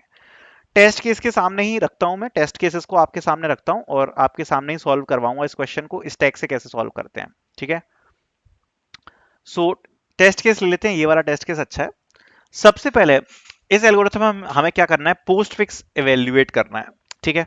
और पोस्ट फिक्स हम कैसे इवेल्युएट कर रहे हैं, जब भी हमारे पास कोई ऑपरेटर आता है तो हम लास्ट टू एलिमेंट्स को एक्सट्रैक्ट करते हैं, यही तो करते हैं। क्या करते हैं, हम लास्ट टू एलिमेंट्स को एक्सट्रैक्ट करते हैं, जैसे ही ऑपरेटर आता है बस यही काम करेंगे हम। जैसे ही कोई नंबर आएगा उसको हम स्टैक में पुश कर देंगे, ठीक है, उसको हम क्या कर देंगे, स्टैक में पुश। जैसे ही कोई ऑपरेटर आया तो जो भी स्टैक में पुश लास्ट टू एलिमेंट्स हैं उनको उठाएंगे और उनके बीच में वो ऑपरेशन लगाएंगे और उससे जो भी आंसर बनेगा उसको वापस से स्टैक में पुश कर देंगे, सिंपल। और लास्ट में हमारा जो भी आंसर बचेगा स्टैक में उसको हम रिटर्न कर देंगे, सिंपल। यही करना है हमको। एक बार मैं टेस्ट केस पर पूरा ड्राई रन करके समझाता हूं कि कैसे क्या होगा, तो आपको बहुत अच्छे से समझ में आ जाएगा, ठीक है। सबसे पहले एक स्टैक क्रिएट कर लेते हैं। स्टैक क्रिएट करेंगे तो बहुत इजीली समझ में आ जाएगा। सपोज ये हमारा क्या है, स्टैक है, दिस इज अवर स्टैक। सबसे पहले आया 5, तो ये नंबर है इसलिए हम इसको स्टैक में पुश कर देंगे। फिर आया 6, अगेन नंबर है, पुश कर देंगे। फिर आया 2, अगेन नंबर है, पुश कर देंगे। फिर आया प्लस, ये क्या है, ऑपरेटर। जैसे ही हमें पता पड़ा कि ये ऑपरेटर है तो हम लास्ट दो नंबर्स को क्या करेंगे, पॉप करेंगे। सो हम करेंगे, सपोज हम ए में स्टोर कर लेंगे और बी में स्टोर कर लेंगे दो नंबर्स, ठीक है। दो नंबर्स हमारे यहाँ पर स्टोर हो जाएंगे, ए में और बी में। और जैसे ही वो दो नंबर हमारे स्टैक के जैसे ही स्टोर होंगे उसके बाद हम प्लस ऑपरेशन यहाँ पर परफॉर्म करेंगे। तो हमने पहला नंबर यहाँ पर अगर आप देखें तो जो पहला नंबर है उसको हमने यहाँ पर स्टोर किया, एंड जो ये वाला नंबर है इसको हमने स्टोर किया ए में, ठीक है। तो दो नंबर हमने एक्सट्रैक्ट कर लिए, स्टैक से पॉप करा दिए। जैसे ही हमारे पास ऑपरेटर आया, ठीक है, प्लस ऑपरेटर, फिर दोनों के बीच में प्लस ऑपरेशन कराएंगे, आंसर क्या आएगा, 8। जैसे ही 8 आया उसको अगेन स्टैक में पुश कर देंगे। तो अब हमारा स्टैक कुछ ऐसा दिख रहा है। अब आया मल्टीप्लाई। जैसे ही मल्टीप्लाई आया दोबारा से दो एलिमेंट्स पुश कर अपन पॉप करेंगे तो ए की वैल्यू क्या आ जाएगी, ए की वैल्यू आ जाएगी 5 और बी की वैल्यू क्या आ जाएगी, 8, ठीक है। सो अगेन हमने यहाँ पर ये दो नंबर स्टोर करा लिए, दोनों के बीच में मल्टीप्लीकेशन हम यहाँ पर करेंगे तो क्या आंसर आ जाएगा, 40। 40 को दोबारा से स्टैक में पुश कर देंगे तो ये नंबर दोनों हट गए यहाँ से स्टैक से, और स्टैक में क्या आ गया हमारा, स्टोर होके 40। अगला नंबर क्या आया, यहां तक का हमारा सॉल्व हो गया। फिर आया 4, तो 4 को स्टैक में पुश कर देंगे। अब क्या आया, माइनस। माइनस जैसे ही आया तो ए की वैल्यू क्या हो जाएगी, 40। बी की वैल्यू कितनी हो जाएगी, 4। ऑपरेशन परफॉर्म करेंगे, ए माइनस बी। क्या आंसर आ जाएगा 36। इसको स्टैक में पुश कर देंगे। जैसे ही स्टैक में पुश किया तो स्टैक में अब अकेली वैल्यू क्या बची 36। एक्सप्रेशन खत्म हो गया। जैसे ही एक्सप्रेशन खत्म हो गया तो इसको हम रिटर्न करा देंगे तो ये रिटर्न हो जाएगा 36। सिंपल। कोई कंफ्यूजन इसमें? बहुत ही इजीली इस क्वेश्चन को हमने सॉल्व कर दिया, कोई भी दिक्कत नहीं है। इसका कोड देख लेते हैं। सबसे पहले हमें क्या ऑपरेशंस बनाने हैं? सबसे पहले प्राइवेट हमने एक स्टैक डिक्लेयर कर दिया। स्टैक क्लास के अंदर हमने एक स्टैक डिक्लेयर किया है। ऐसा कुछ नहीं है कि हम यहाँ पर इनबिल्ट स्टैक यूज नहीं कर सकते। इनबिल्ट स्टैक हमने यूज किया तो एक क्लास स्टैक बना ली, उसके अंदर हमने प्राइवेट एक आप देख सकते हो एक वेक्टर बना लिया है। क्लास का नाम क्या है? स्टैक, और उसमें हमने एक वेक्टर बना लिया st। ठीक है, इनकैप्सुलेटेड स्टैक हमने यहाँ पर बना लिया। ठीक है, इनकैप्सुलेटेड क्यों? क्योंकि ये प्राइवेट है। ठीक है, फिर उसके बाद हमने यहाँ पर क्या किया है? पुश फंक्शन बनाया है। अब ये पुश फंक्शन कैसे बनाएंगे हम? देखो, पुश हम कैसे करेंगे कि हमारे को जो इनपुट दिया है उसमें जैसे 7 एलिमेंट्स हैं, तो 7 एलिमेंट्स किस किस में दिए हैं? हमें दिए हैं स्ट्रिंग्स में। जैसे फॉर एग्जांपल अभी ये एक्सप्रेशन दिया था ना, 562 प्लस मल्टीप्लाई 4। ठीक है, तो ये एक्सप्रेशन लिख लेते हैं एक बार, 562 प्लस मल्टीप्लाई बाय 4, ये हमारा एक्सप्रेशन है। तो ये हमें स्ट्रिंग्स में दिए हैं, तो जैसे ही हम पुश कराएंगे वैल्यू को तो हमें क्या करना पड़ेगा? हमें इसको इंटीजर में कन्वर्ट करना पड़ेगा। तो हम यहाँ पर जैसे ही पुश में स्ट्रिंग को पास करेंगे, जो भी स्ट्रिंग हम पास कर रहे हैं ये सेपरेटेड है, क्योंकि ये आप देख सकते हो ये इस प्रकार से दिए हुए हैं। तो हम क्या करेंगे? Stack dot push back STOI value, जो भी वैल्यू स्ट्रिंग में हम पास कर रहे हैं उसको हम यहाँ पर स्ट्रिंग टू इंटीजर में कन्वर्ट कर लेंगे। सो पुश फंक्शन क्या कर रहा है? स्टैक में पुश कर रहा है वैल्यू को इंटीजर में कन्वर्ट करके। ठीक है, तो बेसिकली पुश फंक्शन ऐसे काम करेगा। पॉप फंक्शन कैसे काम करेगा? जो भी वैल्यू है उसे हमें पॉप आउट करना है। सो पॉप आउट कैसे करेंगे हम? यहाँ पर जो भी हमारे वेक्टर का लास्ट एलिमेंट है उसको हमें पॉप आउट करना है, क्योंकि हमारा जो वेक्टर है वो कुछ इस प्रकार से स्टोर करता है एलिमेंट्स को, ऐसे, राइट। तो जो लास्ट एलिमेंट होगा वो कहाँ पे मिलेगा हमें? जो भी वेक्टर का नाम है st डॉट बैक, वहां से हम स्टोर कर लेंगे लास्ट एलिमेंट वैल्यू में। उसके बाद जो लास्ट एलिमेंट है उसको डिलीट कर देंगे st डॉट पॉप बैक करके, एंड हम रिटर्न करा देंगे अपनी वैल्यू को। ठीक है, तो जो भी वैल्यू यहाँ पर पॉप हुई है वो हमारी यहाँ पर रिटर्न हो जाएगी। तो ये पॉप फंक्शन हो गया। मेन फंक्शन पे आते हैं, इवेल्युएट फंक्शन। ठीक है, अब इवेल्युएट फंक्शन में हम क्या पास करेंगे? टोटल नंबर ऑफ एलिमेंट्स कितने हैं? तो आप देख सकते हो इसमें 7 एलिमेंट्स हैं। लूप चलेगा 7 बार। सबसे पहले हम अपने टोकन्स को हमने इनपुट ले लिया। ठीक है, वन बाय वन हमने अपने जो जो स्ट्रिंग के टोकन्स दिए राइट, ये ऐसे टोकन्स दिए 5 6 2, फिर प्लस दिया है, फिर मल्टीप्लाई दिया है, एंड देन फिर दिया है 4। ठीक है, तो ये अलग अलग सेपरेट टोकन्स दिए हुए हैं। तो सबसे पहले हमने ये इनपुट ले लिया अपना टोकन्स वेक्टर में, एक वेक्टर बना लिया हमने टोकन्स करके, और ये पूरे वेक्टर में ये हमारा इनपुट आ गया इस प्रकार से। ठीक है, स्ट्रिंग वेक्टर है। अब उसके बाद हम एक एक करके टोकन्स को एक्सट्रैक्ट करेंगे। हम चेक करेंगे क्या वैल्यू ऑपरेटर्स हैं, प्लस माइनस मल्टीप्लाई और डिवाइड। जो भी हमने टोकन्स यहां पर आए हैं, जैसे फॉर एग्जांपल उसमें क्या कोई भी ऑपरेटर आ रहा है, जैसे ही ऑपरेटर आ रहा है तो हमें क्या करना है? दो वैल्यूज एक्सट्रैक्ट करते हैं हम। पहली वैल्यू कौन सी होगी? बी, और दूसरी कौन सी होगी? ए, राइट।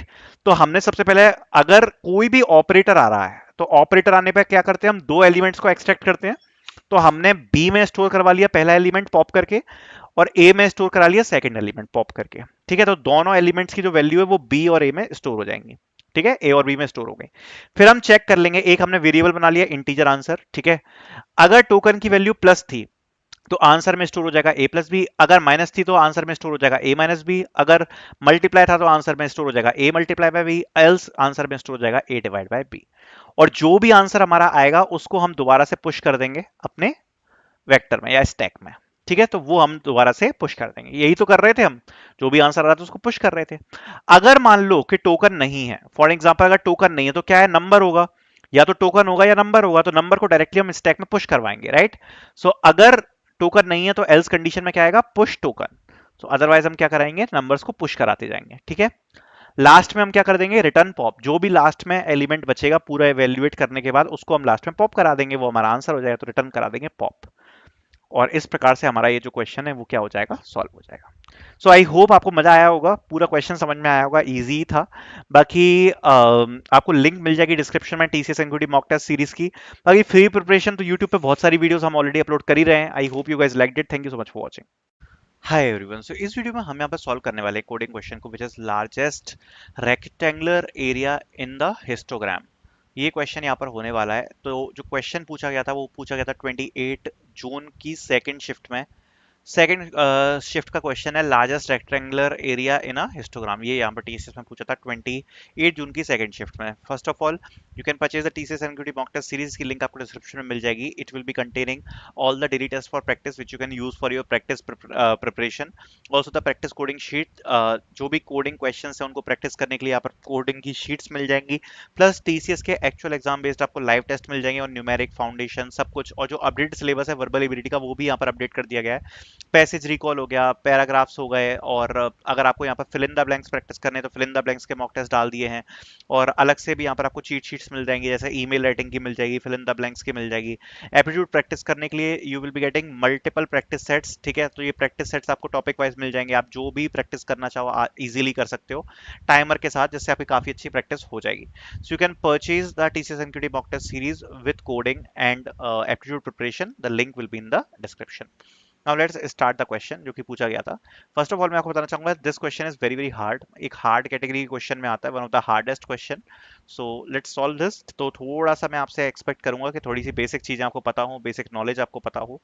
तो मतलब अगर आपको बहुत ही ज्यादा बेसिक डीएसए आता है तो शायद ये क्वेश्चन आपको समझ में नहीं आए।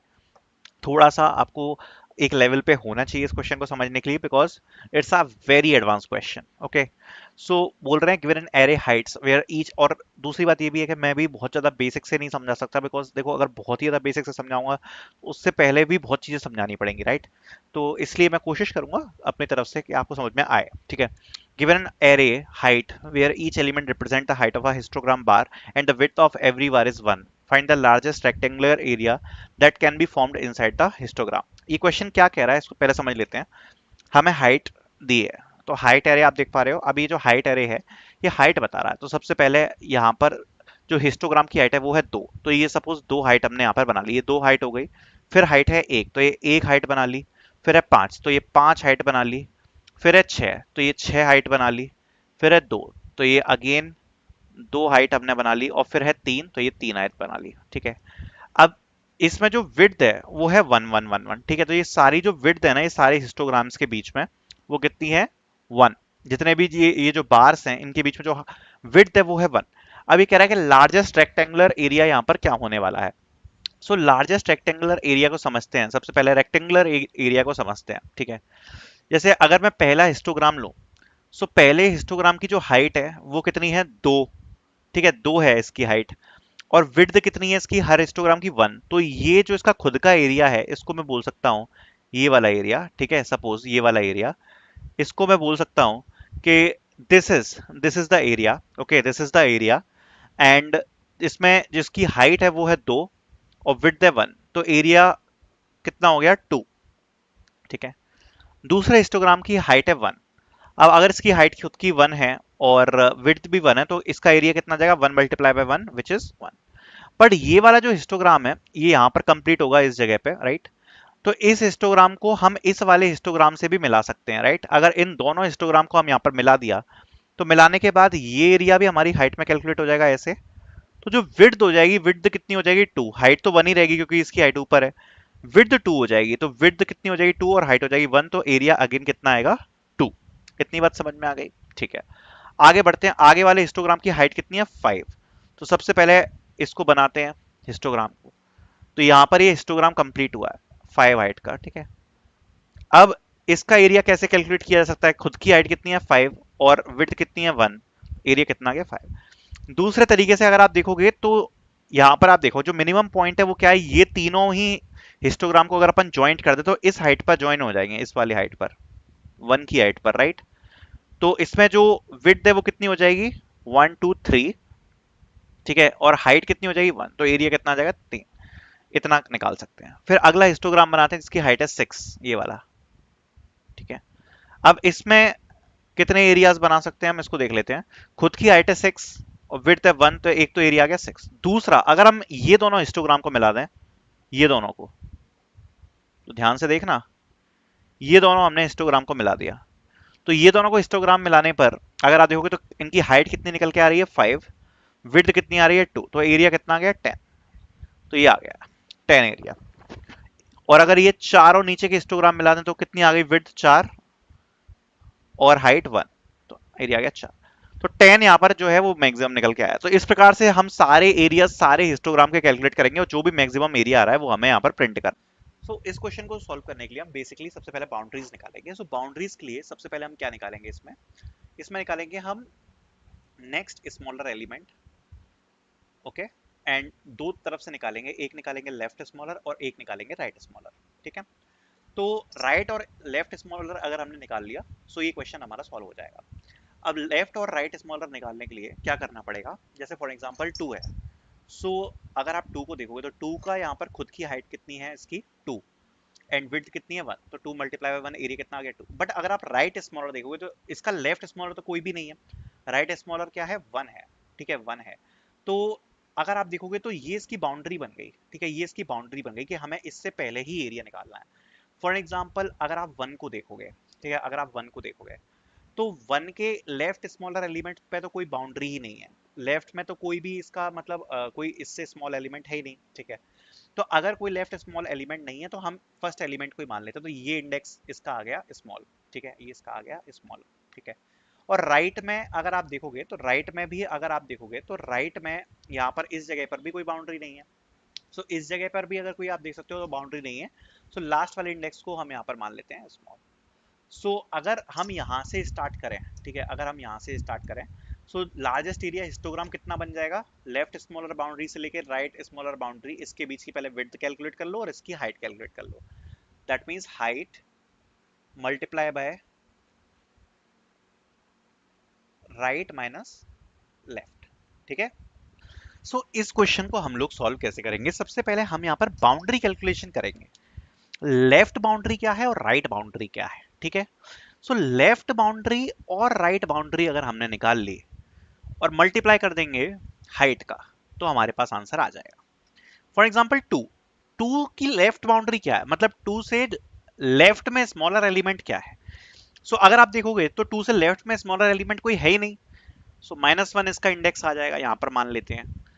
राइट में स्मॉलर एलिमेंट क्या है 1, और इसका इंडेक्स क्या है 0, इसका 0 इंडेक्स है, ये 1 है, ये 2 है, ये 3 है, ये 4 है और ये 5 है और ये 6, ठीक है।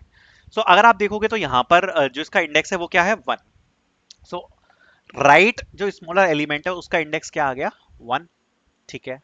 अगर राइट स्मॉलर एलिमेंट इंडेक्स का जो है एलिमेंट है उसका अगर इंडेक्स 1 है तो जो बाउंड्री आएगी, ठीक है, वो क्या आएगी राइट माइनस लेफ्ट -1। मतलब अगर आप देखोगे तो केवल इतना इतना का जो एरिया है वो कैलकुलेट होगा बस, ठीक है, क्योंकि लेफ्ट और राइट स्मॉलर एलिमेंट के बीच में जो एरिया है केवल वही कैलकुलेट होगा। सो राइट है 1, सो 1 माइनस -1 -1, सो ये कितना हो गया अपन का 2 -1 which is 1, multiply by height क्या है 2, तो आंसर कितना आ जाएगा 2, ऐसे निकालेंगे, ठीक है। अगला एलिमेंट जैसे आया 1, सो 1 से छोटा एलिमेंट क्या है, ध्यान से सुनना, 1 से छोटा एलिमेंट क्या है, 1 से छोटा एलिमेंट लेफ्ट साइड में तो कोई भी नहीं है, सो इंडेक्स क्या बन जाएगा अपन का -1, ठीक है। राइट में क्या है, कोई छोटा एलिमेंट नहीं है, सो इंडेक्स क्या बन जाएगा हमारा 6, ठीक है। और हाइट क्या है 1, सो राइट माइनस लेफ्ट -1 -1, ये आ गया राइट माइनस लेफ्ट -1, ये कितना हो जाएगा 7 -1 which is 6, so 6 multiply by 1, so area कितना आ गया 6। और आप देख लो इस वाले एरिया, ये वाला जो हिस्टोग्राम है इसका अगर आप देखोगे तो एरिया मैक्सिमम कितना आएगा 6। मतलब अपन जिस भी हाइट पे खड़े हैं ना उस वाले जो बार है उस बार को इंक्लूड करते हुए जो मैक्सिमम एरिया आएगा वो क्या आएगा, नेक्स्ट स्मॉलर एलिमेंट और राइट स्मॉलर एलिमेंट, मतलब लेफ्ट स्मॉलर एलिमेंट और राइट स्मॉलर एलिमेंट दोनों की बाउंड्री अगर अपन देखें और विड्थ का मल्टीप्लाई कर दें, मतलब उन दोनों की बाउंड्री के बीच की जो विड्थ है ना उसका मल्टीप्लाई कर दें अपन हाइट से, तो हमारा मैक्सिमम एरिया आ जाएगा। तो ये आ गया हमारा 1 का। अब अपन कहां पे खड़े हैं 5 पे, तो पहले विजुअली देखो, अगर 5 पे विजुअली आप देखोगे सो 5 से जो छोटा एलिमेंट है वो क्या है 1 है, ठीक है, जो इसका लेफ्ट स्मॉलर एलिमेंट है वो क्या है 1, ठीक है। सो एक बाउंड्री तो ये आ गई, और राइट में स्मॉलर क्या है 5 से 2, तो एक बाउंड्री ये आ गई, ये दो बाउंड्री आ गई। या हम बोल सकते हैं जो लेफ्ट स्मॉलर एलिमेंट है, तो लेफ्ट स्मॉलर एलिमेंट का इंडेक्स क्या है 1, राइट स्मॉलर स्मॉलर एलिमेंट का इंडेक्स क्या है? 1 2 3 4 4, और हाइट कितनी है? 5। तो 5 मल्टीप्लाई बाय 4 - 1 - 1, यही होगा। 5 मल्टीप्लाई बाय 2 हो जाएगा, आंसर क्या आ जाएगा? 10। मतलब 5 को इंक्लूड करते हुए जो लार्जेस्ट हिस्टोग्राम बनेगा वो ये बनेगा, आप देख सकते हो, वो हमारा यहाँ पर कैलकुलेट हो गया। आप समझ गए ना कैसे हम कैलकुलेट कर रहे हैं? बेसिकली लेफ्ट स्मॉलर एलिमेंट निकालना है, राइट स्मॉलर एलिमेंट निकालना है, दोनों के बीच में विड्थ निकाल रहे हैं, एंड देन हाइट से मल्टीप्लाई कर रहे हैं, और सेम काम हम यहाँ पर इस कोड में करने वाले हैं और हमारा आंसर आ जाएगा। सबसे पहले अगर 2 का मतलब यहाँ से हमें सारे लेफ्ट स्मॉलर एलिमेंट निकालने हैं, तो एक इंडेक्स ये एरे बना लेंगे जो कि सारे लेफ्ट स्मॉलर एलिमेंट जो हैं उनको ये स्टोर करेगा। 0th index, 1 index, 2 index, 3 index, 4 index, ठीक है, 0 1 2 3 4 और 5, ये आ गए 5 इंडेक्स, ठीक है। और एक स्टैक बना लेंगे, और ये है लेफ्ट स्मॉलर एलिमेंट, ठीक है। सबसे पहले क्या आया? 2।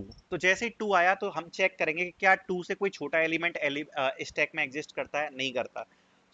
यहाँ पर इसका इंडेक्स पुश कर देंगे, 0th इंडेक्स पुश हो जाएगा, ठीक है। और अगर कोई भी इसमें स्मॉलर एलिमेंट नहीं एग्जिस्ट करता तो सीधे सीधे यहाँ पर जो इसका लेफ्ट स्मॉलर एलिमेंट जो इसका लेफ्ट स्मॉलर एलिमेंट है उसकी जो बाउंड्री है वो क्या बन जाएगी? 0, ठीक है। अब आया 1। अब जैसे ही आया 1 तो हमने चेक किया कि भैया जो एरे में जो एलिमेंट एग्जिस्ट कर रहा है, ठीक है, वो 1 से बड़ा है। अगर 1 से बड़ा है तो सबसे पहले हम इसको रिमूव करेंगे। इसको हमने रिमूव किया तो ये हट गया। अगर ये हट गया तो अब यहाँ पर क्या एलिमेंट में स्टैक में कोई भी एलिमेंट बचा? नहीं बचा। और अगर स्टैक में कोई भी एलिमेंट नहीं बचा तो फिर इसकी जो लेफ्ट स्मॉलर एलिमेंट हो जाएगा वो क्या हो जाएगा? 0। अब और स्टैक में यहाँ पर ये क्या स्टोर हो जाएगा? इसका इसका जो इंडेक्स है वो हम स्टोर कर देंगे 1, ठीक है। तो ये 1 इंडेक्स पे क्या स्टोर हो गया? 1, ठीक है। 1 यहाँ पर पुश हो जाएगा, ठीक है। अब आया 5। अब हम चेक करेंगे क्या स्टैक में कोई एलिमेंट एग्जिस्ट करता है जो इससे छोटा है? हाँ, एग्जिस्ट करता है। 1 है जो इससे छोटा है, तो डायरेक्टली जो 5 है वो यहाँ पर पुश हो जाएगा।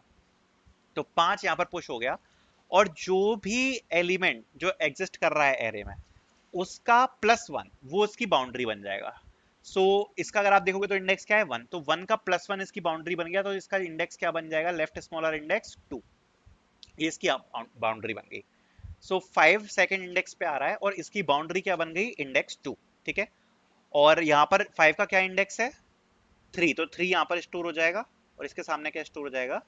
5, ठीक है। अगले एलिमेंट पे जाते हैं 6।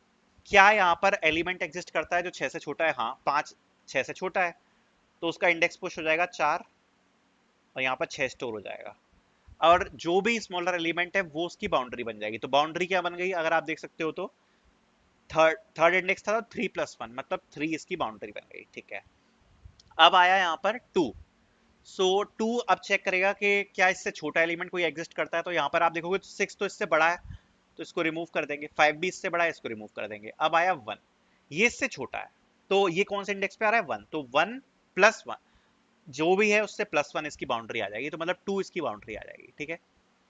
तो 2 यहाँ पर इसकी बाउंड्री बन गई, और यहाँ पर पुश हो जाएगा 2। तो 2 का कौन सा इंडेक्स है? 0 1 2 3 4, फोर्थ इंडेक्स है, तो 4 पे क्या स्टोर हो जाएगा? 2। फिर आया 3। 3 का लेफ्ट स्मॉलर एलिमेंट चेक करेंगे, तो जो इसमें आ रहा है 2 वो तो छोटा ही है ऑलरेडी।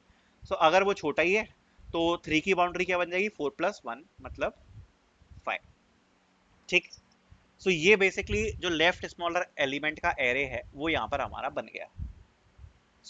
लेफ्ट स्मॉलर एलिमेंट का एरे हमारा बन गया, तो अब हमें लेफ्ट बाउंड्री पता पड़ गई। अब हमें क्या करनी है? बस राइट बाउंड्री पता करनी है।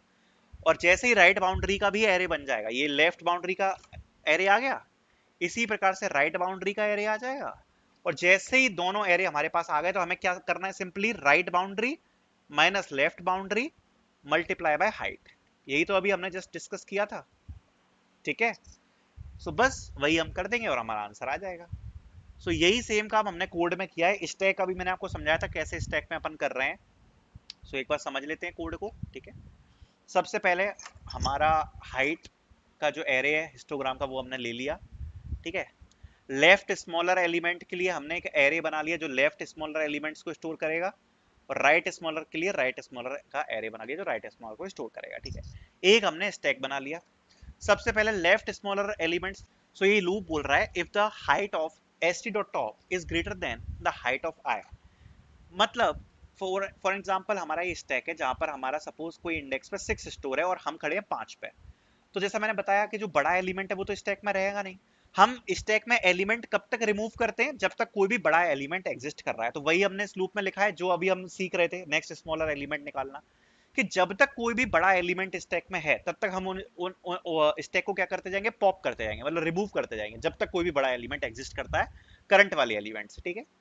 हम पॉप करते जाएंगे। अगर पॉप करते में हमारा स्टैक पूरा खाली हो गया तो लेफ्ट स्मॉलर में हम क्या स्टोर कर लेंगे, -1। मैंने 0 स्टोर किया था, आप -1 कर सकते हो, कोई दिक्कत नहीं है, बस फॉर्मूला थोड़ा सा चेंज होगा। एल्स एल्स अगर ऐसा नहीं है तो हम क्या स्टोर करेंगे, स्टैक डॉट टॉप, अपन क्या स्टोर कर रहे थे, इंडेक्स +1। अब चूंकि अपन यहाँ पर -1 कर रहे हैं तो स्टैक +1 इंडेक्स +1 करने की जरूरत नहीं है, सीधे सीधे इंडेक्स अपन यहाँ पर स्टोर कर सकते हैं, ठीक है। तो यही चीज हमने डिस्कस करी थी, ऐसे ही तो हमारा लूप चल रहा था। अगर हमारा पूरा स्टैक एम्प्टी हो गया, अगर हमारा पूरा स्टैक एम्प्टी हो गया तो हम क्या यहाँ पर स्टोर करा देंगे लेफ्ट स्मॉलर में -1। अदरवाइज जो भी इंडेक्स का एलिमेंट है जो उससे छोटा है उसका इंडेक्स हम यहाँ पर लेफ्ट स्मॉलर में अपने एरे में स्टोर कर देंगे। तो ये हमारा लूप चलेगा लेफ्ट स्मॉलर एलिमेंट के लिए। और लास्ट में जो भी एलिमेंट हमारा आया है उसको हम पुश करा देंगे अपने स्टैक में। यही हमने जस्ट डिस्कस किया था, ठीक है। जब ऐसा हम पूरा कंप्लीट कर लेंगे ये लूप तो हमारा लेफ्ट स्मॉलर एलिमेंट जो एरे है वो हमें मिल जाएगा। अब हमें क्या फिल करना है, राइट स्मॉलर एलिमेंट एरे, ठीक है। सो राइट स्मॉलर एलिमेंट एरे के लिए जो हमारा सेम चीज है वही होगी, बट जो लूप है वो लास्ट से स्टार्ट होगा। लास्ट से स्टार्ट होगा क्योंकि हमें राइट में स्मॉलर चाहिए, तो जो लूप है वो n-1 से स्टार्ट होगा। काम बिल्कुल सेम वही करेंगे जो हमने ऊपर किया था। जब तक जो एलिमेंट है, ठीक है, जब तक बड़ा एलिमेंट रहेगा स्टैक में तब तक हम रिमूव करते जाएंगे, ठीक है। और अगर स्टैक पूरा खाली हो जाता है तो राइट स्मॉलर के लिए जो बाउंड्री होती है वो राइट में होती है, तो हम एन स्टोर कर देंगे। अदरवाइज जो स्टैक का टॉप पे एलिमेंट है वही वही जो सेम काम कर रहे थे लेफ्ट स्मॉलर के लिए, वही काम हमने यहाँ पर किया है। और लास्ट में एलिमेंट को स्टैक में पुश कर देंगे। तो हमारे पास क्या आ गया, लेफ्ट स्मॉलर एरे आ गया, राइट स्मॉलर एरे आ गया। और अब हमें सिंपली क्या करना है, एरिया कैलकुलेट करना है। तो एरिया हम कैसे कैलकुलेट करते हैं, अभी जस्ट हमने डिस्कस किया था, right smaller minus left smaller -1, ठीक है। एंड ये इससे हमारी क्या आ जाएगी, विड्थ आ जाएगी, और विड्थ में हम किसका मल्टीप्लाई कर देंगे, हाइट का। सो ये हमारा एरिया आ जाएगा। और इस प्रकार से हम मैक्सिमम एरिया जो है अपना कंप्यूट करते जाएंगे, और जो भी हमारा लास्ट में मैक्सिमम एरिया आएगा उसको हम अपना रिटर्न करा देंगे। It's a very hard question, मैंने आपको पहले ही बताया कि इसको काफी आपको चीजें आनी चाहिए इसको समझने के लिए। आई होप थोड़ा बहुत आपको क्लियर हुआ होगा। Thank you so much for watching. Coding को प्रैक्टिस करने के लिए आपको यहाँ पर प्रैक्टिस शीट मिल जाती है of the coding questions, so you can purchase it, the link will be in the description। so सबसे पहले क्वेश्चन आपको समझ में आ गया, एक इनपुट ले लेते हैं। सपोज जो इनपुट है लिंक लिस्ट का वो कुछ इस प्रकार से है, 7 5 10 2 9 3 1। सपोज ये हमारा इनपुट है, ठीक है। अब अगर हमारा ये इनपुट है और इसको हमें सॉर्ट करना है यूजिंग क्विक सॉर्ट। सबसे पहले क्विक सॉर्ट में हम सॉर्ट कैसे करेंगे, सपोज क्विक सॉर्ट से हमें इसको सॉर्ट करना है तो हमें सबसे पहले एक पिवट एलिमेंट लेना होता है। अब ये पिवट एलिमेंट का मतलब क्या है, पिवट एलिमेंट का मतलब ये होता है कि जब आपने कोई भी पिवट एलिमेंट ले लिया तो उसके लेफ्ट साइड में उससे छोटे एलिमेंट होंगे और राइट साइड में उससे बड़े एलिमेंट होंगे। समझ में आ गई, लेफ्ट साइड में उससे छोटे एलिमेंट होंगे और राइट साइड में उससे बड़े एलिमेंट होंगे।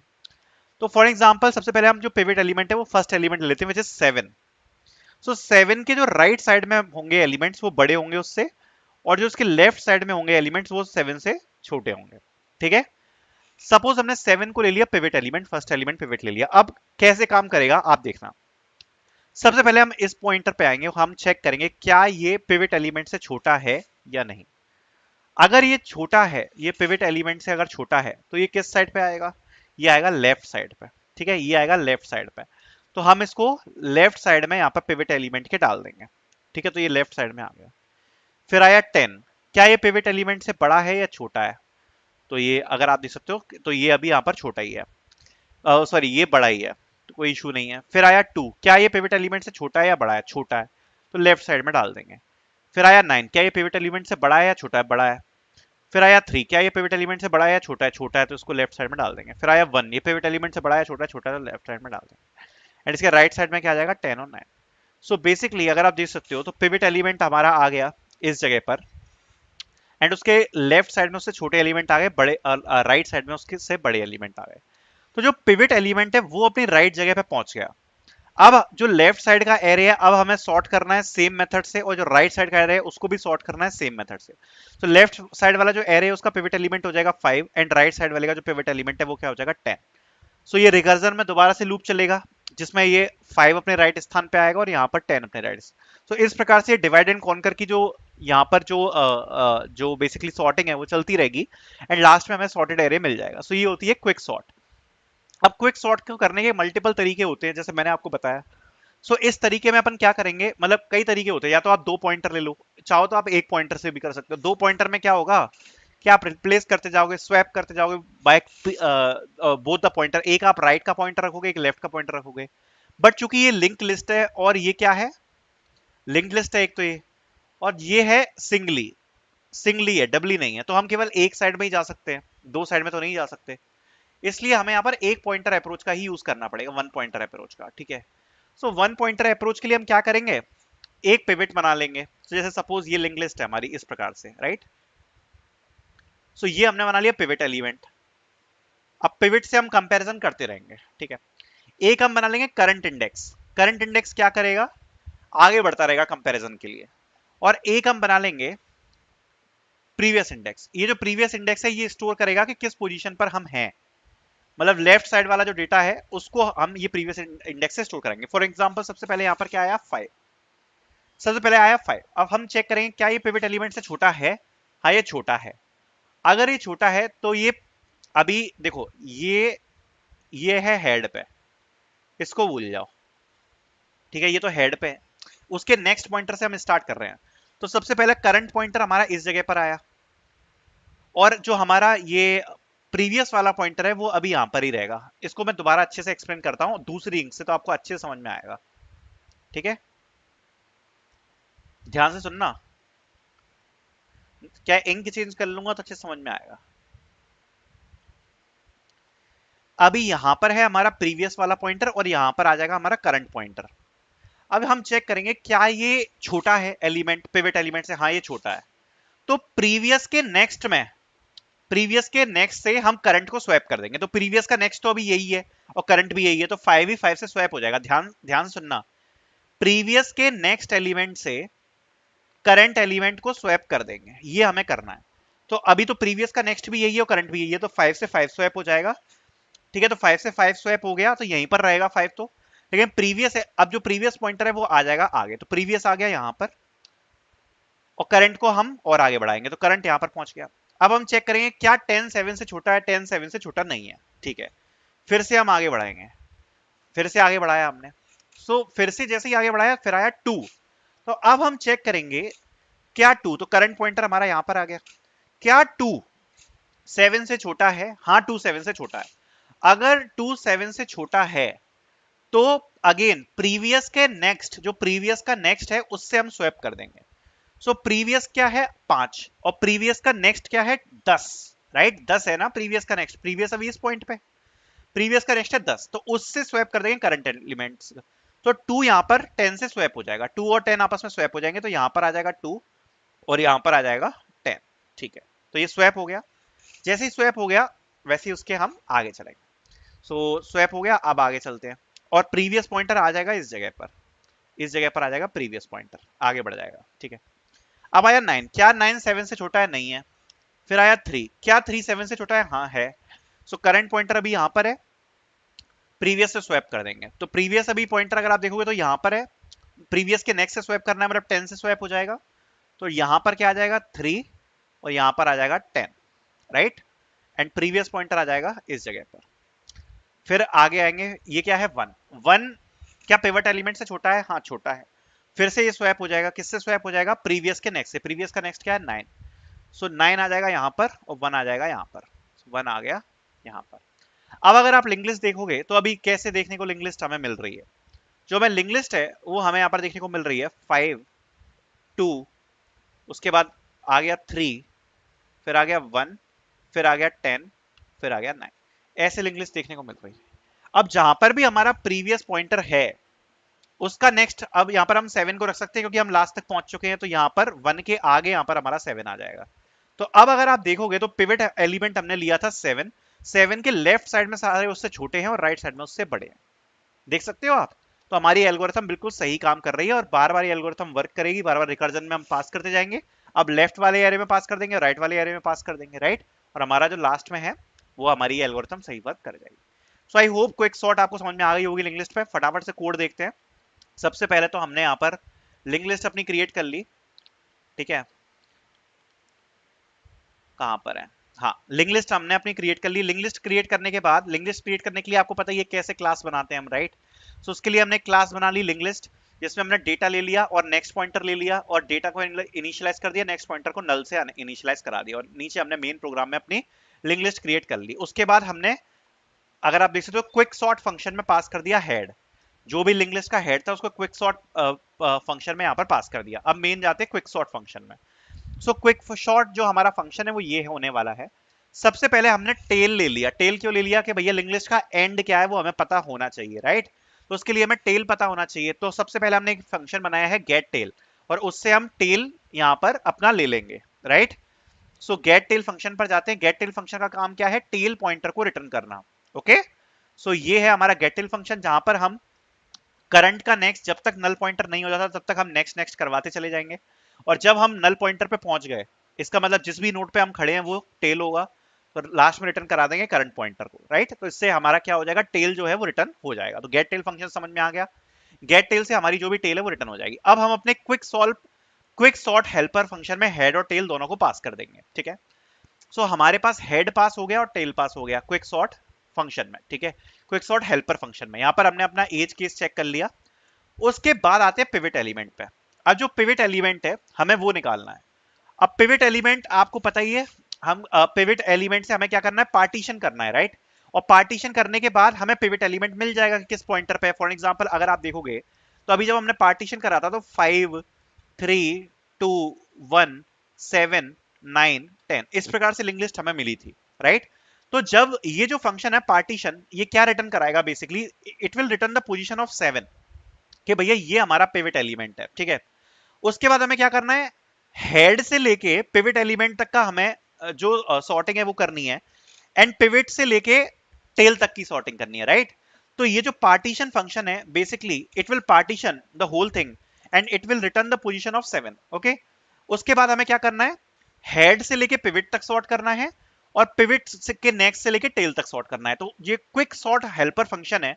ये रिकर्सिव, इसके जो रिकर्सिव फंक्शन है उसमें हम हेड से लेके पिवट तक पास कर देंगे और पिवट के नेक्स्ट से लेके टेल तक पास कर देंगे, जिससे ये सॉर्ट हो जाए, अपने आप सॉर्ट हो जाएगा। मेन चलते हैं पार्टीशन फंक्शन में, because it will be sorting the whole list and it will be returning the position of pivot. तो मेन फंक्शन जो है वो पार्टीशन होने वाला है, जिसमें हम अपना हेड और टेल पास कर रहे हैं, ठीक है। मेन फंक्शन यही है। तो पार्टीशन फंक्शन पर आ जाते हैं, इसमें हमने अपना हेड और टेल पास कर रखा है, ठीक है। तो सबसे पहले जो हमारा पिवट एलिमेंट है, स्टार्टिंग में अगर आपने देखा होगा हमारी जो लिंक लिस्ट थी वो क्या थी, 7 5 10 2 9 3 1, ठीक है। ये हमारी स्टार्टिंग में लिंक लिस्ट थी, ठीक है। 7 5 10 2 9 3 1 ये हमारी लिंक लिस्ट थी और ये हमारा पार्टीशन फंक्शन है। सबसे पहले जो पिवट एलिमेंट है वो हम क्या ले रहे हैं, हेड ले रहे हैं, राइट। जो भी हेड है वही हम पिवट ले रहे हैं। तो सबसे पहले पिवट जो नोड है उसमें हम हेड को असाइन करवा लेंगे। तो हेड असाइन हो गया पिवट में, ठीक है। उसके बाद दो बना लेंगे हम, प्रीवियस और करंट। तो प्रीवियस भी करंटली हेड पे पॉइंट आउट करेगा और करंट भी करंटली हेड पे ही पॉइंट आउट करेगा। यही चीज तो हमने डिस्कस करी थी। उसके बाद जो करंट पॉइंटर है वो कब तक रन करेगा, जब तक ये टेल के नेक्स्ट पर नहीं पहुंच जाता, राइट। तब तक हमारा जो करंट पॉइंटर है वो यहाँ पर जो है उसको हम लूप करवाएंगे, ठीक है। और जो अभी हमने एल्गोरिथम में डिस्कस किया था वो ये था कि अगर करंट पॉइंटर का डेटा अगर पिवट के डेटा से छोटा है, यही तो हमने डिस्कस किया था। फॉर एग्जांपल यहाँ पर 2 आया, तो अगर 2 आता है जो कि पिवट से छोटा है तो हम क्या करा रहे थे, प्रीवियस के नेक्स्ट से रिप्लेस करवा रहे थे करंट एलिमेंट को। याद होगा आपको ये चीज, राइट। सो वही चीज हम कर रहे हैं। If the current data is less than previous pivot का data, then swap the current data with the previous of next का डेटा। यही तो हम अभी कर रहे थे। तो पूरे एल्गोरिथम में हमने क्या समझा था कि करंट के डेटा को हम स्वैप करवा देंगे जो भी प्रीवियस का नेक्स्ट का डेटा है उससे, राइट। तो वही चीज हमने यहाँ पर लिखी हुई है, और जो प्रीवियस पॉइंटर है वो एक पॉइंट आगे बढ़ जाएगा। तो यही चीज तो हमने अभी डिस्कस करी थी, तो सेम चीज यहाँ पर हमने लिखी हुई है। और जो करंट पॉइंटर है वो यहाँ पर करंट का नेक्स्ट, मतलब करंट जो पॉइंटर है वो हर मूव में आगे बढ़ता रहेगा, और हम जो डेटा है उसको हम स्वैप करवाते रहेंगे, ठीक है। और इसी प्रकार से लास्ट में हमें क्या करना है, जो पिविट का डेटा है that will B swept by the previous का डेटा। तो उससे क्या होगा, जो 7 है वो अपना राइट पोजीशन पे क्या है, वो हो जाएगा, स्वैप हो जाएगा लास्ट में। जब पूरा लूप हमारा एग्जीक्यूट हो जाएगा तो लास्ट पॉइंट पे हमें 7 को भी तो इंसर्ट कराना है उसके राइट प्लेस पे। तो जहां पर भी प्रीवियस का पॉइंटर पॉइंट कर रहा है उससे हम यहाँ पर स्वैप करवा देंगे, हमारा काम हो जाएगा। और हम अपने प्रीवियस को क्या करा देंगे, रिटर्न करवा देंगे, राइट। प्रीवियस को हम यहाँ पर क्या करवा देंगे, रिटर्न करवा देंगे। सो लास्ट में हमारा ये प्रीवियस रिटर्न हो जाएगा, which will be our pivot element exact position. और उसके बाद आपको पता ही है कि हेड से लेके पिवट तक और पिवट के नेक्स्ट से लेके टेल तक हम ये रिकर्सिव फंक्शन चला देंगे। सो इस प्रकार से जो हमारी सॉर्टिंग एल्गोरिथम है ये वर्क करेगी और हमारी जो लिंक लिस्ट है वो सॉर्ट हो जाएगी। So I hope you guys like this video, thank you so much for watching. Hi everyone, so इस वीडियो में हम यहाँ पर सॉल्व करने वाले हैं 6 जुलाई के सेकंड शिफ्ट के कोडिंग क्वेश्चंस को, and this was the easiest shift in the terms of coding question. देखो कंपाइलर वर्क नहीं कर रहा था, बट कंपाइलर के इश्यूज तो टीसीएस में आ ही रहे हैं। काफी बच्चों को जो कंपाइलर के इश्यूज हैं वो इस शिफ्ट में भी आए हैं। कंपाइलर जो है वो ढंग से वर्क नहीं कर रहा था, बट जो क्वेश्चंस थे वो इजीएस्ट क्वेश्चंस आप बोल सकते हो। और मैं आपको एक चीज और दिखाना चाहूंगा, जो दोनों कोडिंग क्वेश्चंस पूछे गए हैं ना, इसमें जो दोनों ही कोडिंग क्वेश्चंस जो पूछे गए हैं मैं आपको लाइव दिखा देता हूँ। ये हमारा कोर्स है, इस कोर्स में आप देख सकते हो हमने एक शीट प्रोवाइड करवा रखी है, आप देख सकते हो TCS NQT number based questions, ठीक है। ये जो दोनों कोडिंग क्वेश्चंस पूछे गए थे ना कल के एग्जाम में, वो इसी शीट से आए थे। मैं आपको दिखा देता हूँ जो हमने अपने कोर्स में प्रोवाइड करवा रखी है कोडिंग की। तो आप देख सकते हो, अगर आप इसमें देख रहे हो तो इसमें आप 10वें नंबर का क्वेश्चन देखो, find sum of AP series, ये सेकंड क्वेश्चन था। एंड 17th क्वेश्चन देखो, print Fibonacci up to nth term, ये फर्स्ट क्वेश्चन था। तो फर्स्ट और सेकंड क्वेश्चन जो दोनों ही क्वेश्चन आए थे वो इसी एक शीट में से ही आए थे। दोनों ही क्वेश्चन, ये दोनों ही क्वेश्चन अगर आप देख सकते हो तो हमने प्रोवाइड करवा रखा है अपनी शीट के अंदर। सो बिल्कुल एग्जैक्ट क्वेश्चन यही छप के आए थे। और जो बाकी के भी क्वेश्चंस आ रहे हैं ना वो मॉक टेस्ट से बिल्कुल मिलते जुलते आ रहे हैं। So you can purchase the TCS NQT mock test, अगर आपने अभी तक परचेज नहीं किया है। बहुत अच्छा परफॉर्मेंस जा रहा है बच्चों का, जो भी बच्चे टेस्ट दे रहे हैं, क्योंकि यहाँ पर आपको बहुत सारे टेस्ट मिल जाते हैं प्रैक्टिस करने के लिए, न्यूमेरिक के, रीजनिंग के, प्लस आपको प्रैक्टिस के लिए कोडिंग शीट्स मिल जाती हैं। इसके अलावा जो अपडेटेड वर्बल एबिलिटी का सिलेबस है उस हिसाब से आपको यहाँ पर पैसेज रिकॉल्स मिल जाएंगे, जिससे आप एग्जैक्ट चीज की प्रैक्टिस कर पाओगे। फिल इन द ब्लैंक्स आपको मिल जाएंगे। और यहाँ पर आपको देखने को मिल जाएंगे, चीट शीट में आपको देखने को मिल जाएंगे फिल इन द ब्लैंक्स, जिससे आप और ज्यादा प्रैक्टिस कर सको। ईमेल राइटिंग आपको देखने को मिल जाएगी, ईमेल राइटिंग आप देख सकते हो। ईमेल राइटिंग के क्वेश्चंस के लिए अलग से शीट यहाँ पर प्रोवाइड करवा दी गई है, एंड इससे भी आप लोग यहाँ पर प्रैक्टिस कर सकते हो। और यहाँ पर आपको फिल इन द ब्लैंक्स मिल जाएंगे, पैसेज रिकॉल मिल जाएंगे, जो भी सिलेबस अपडेट किया है वो मिल जाएगा। रीजनिंग और क्वांट को प्रैक्टिस करने के लिए यहाँ पर अलग से मल्टीपल सेट्स हैं। सो ये जो सेट्स हैं जो कि आप देख सकते हो, ये यहाँ पर अलग से प्रोवाइड कराए गए हैं।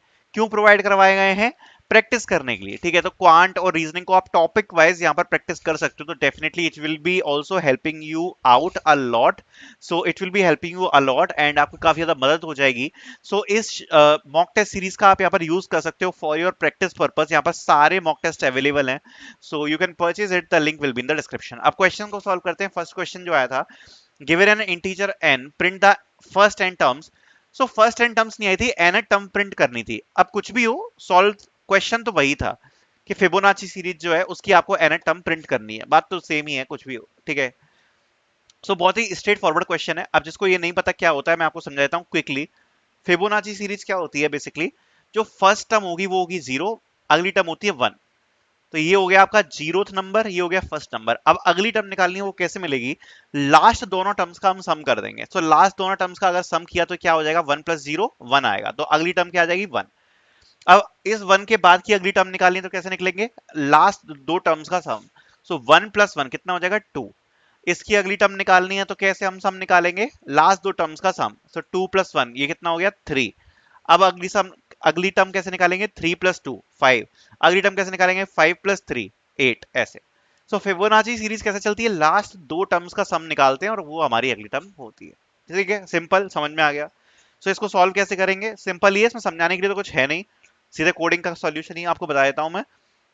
सो सपोज हमें nth टर्म निकालनी है, मतलब सपोज आपको फिफ्थ टर्म प्रिंट करनी है, सपोज फिफ्थ टर्म आपको प्रिंट करनी है, तो फिफ्थ टर्म क्या होगी, पहली जीरो हो गई और फिर दूसरी वन हो गई, ठीक है, तीसरी क्या होगी वन, चौथी क्या होगी one plus one two, and पांचवी क्या होगी थ्री, ये होगी। सपोज आपको सिक्स टर्म प्रिंट करनी है, तो सिक्स टर्म आपकी क्या होगी three plus two five, five होगी, ठीक है। सो कैसे करेंगे हम प्रिंट, सबसे पहले दो टर्म्स तो फिक्स हैं जीरो और वन, ठीक है, तो हम क्या करेंगे, सबसे पहले n का हमने इनपुट ले लिया, जैसे सिक्स टर्म निकालनी है तो सिक्स n में यहां पर हम इनपुट में ले लेंगे, if n is less then और इक्वल टू जीरो रिटर्न कर देंगे जीरो को, ठीक है। मतलब ये तो वैलिडेशन के ऊपर है कि आपके इनपुट में क्या दिया है, किस प्रकार से आपको वैलिडेशन करना है। पहली टर्म हमने ले ली a, तो a की वैल्यू हमने सेट कर दी zero, so a equal to zero, ये हमारी फर्स्ट टर्म है, क्योंकि दो टर्म्स तो स्टार्टिंग की लेनी पड़ेंगी, और b की वैल्यू क्या ले ली वन, ये स्टार्टिंग की दो टर्म्स हो गई, ठीक है। अब यहां पर तो मैंने प्रिंट करवाने का कोड कर रखा है, अगर आपको प्रिंट नहीं करवानी तो आप डायरेक्टली क्या कर सकते हो, ये सी आउट वगैरह कराने की कोई जरूरत नहीं है, एन वाली कंडीशन नहीं लगानी। अगर प्रिंट करानी है तो ये कंडीशन लगानी पड़ेगी, कैसे, if n is greater than और इक्वल्स टू वन, मतलब एक से ज्यादा टर्म है तो हमें ये तो प्रिंट करवाना ही पड़ेगा पहला नंबर, क्योंकि वैल्यू जो है एन टर्म प्रिंट करनी है ना, एक या एक से ज्यादा है तो पहली टर्म तो प्रिंट होगी, तो सी आउट करा दिया ए। अगर दो या दो से ज्यादा है तो सेकंड टर्म भी प्रिंट होगी, तो हमने प्रिंट करवा दिया बी। अब तीसरी से हमने लगा दिया लूप, क्योंकि फर्स्ट जो टर्म है वो तो फिक्स है जीरो और वन, तीसरी से हमने लूप लगा दिया, तो int i equals to three, i is less than equals to n, i plus plus. और जो तीसरी टर्म है वो कैसे निकलेगी, तीसरी टर्म कैसे निकलेगी, लास्ट दो टर्म्स का सम, तो सी इक्वल्स टू क्या हो जाएगा ए प्लस बी, मतलब लास्ट दो टर्म्स का जो सम है वो हमारी तीसरी टर्म आ जाएगी, ठीक है। और जैसे ही ये हमारी तीसरी टर्म निकल गई उसके बाद हमें बस वैल्यूज को क्या करना है, रिप्लेस करना है, ठीक है। तो हम सी को भी प्रिंट करवा देंगे, उसके बाद जो ए है, ए की वैल्यू हो जाएगी बी और बी की वैल्यू हो जाएगी सी, मतलब जो दो टर्म्स है हम आगे बढ़ा देंगे, पहले ए ये था बी ये था, फिर अब अगली टर्म ये आ गई हमारी सी, सी अब ये वाली टर्म आ गई ना इसके आगे वाली, तो अब अगर आगे वाली टर्म आ गई तो हमें अब नेक्स्ट लूप में आगे वाली टर्म निकालनी है, तो जो ए होगा वो आगे बढ़ जाएगा, ए ये हो जाएगा और बी ये हो जाएगा, ठीक है।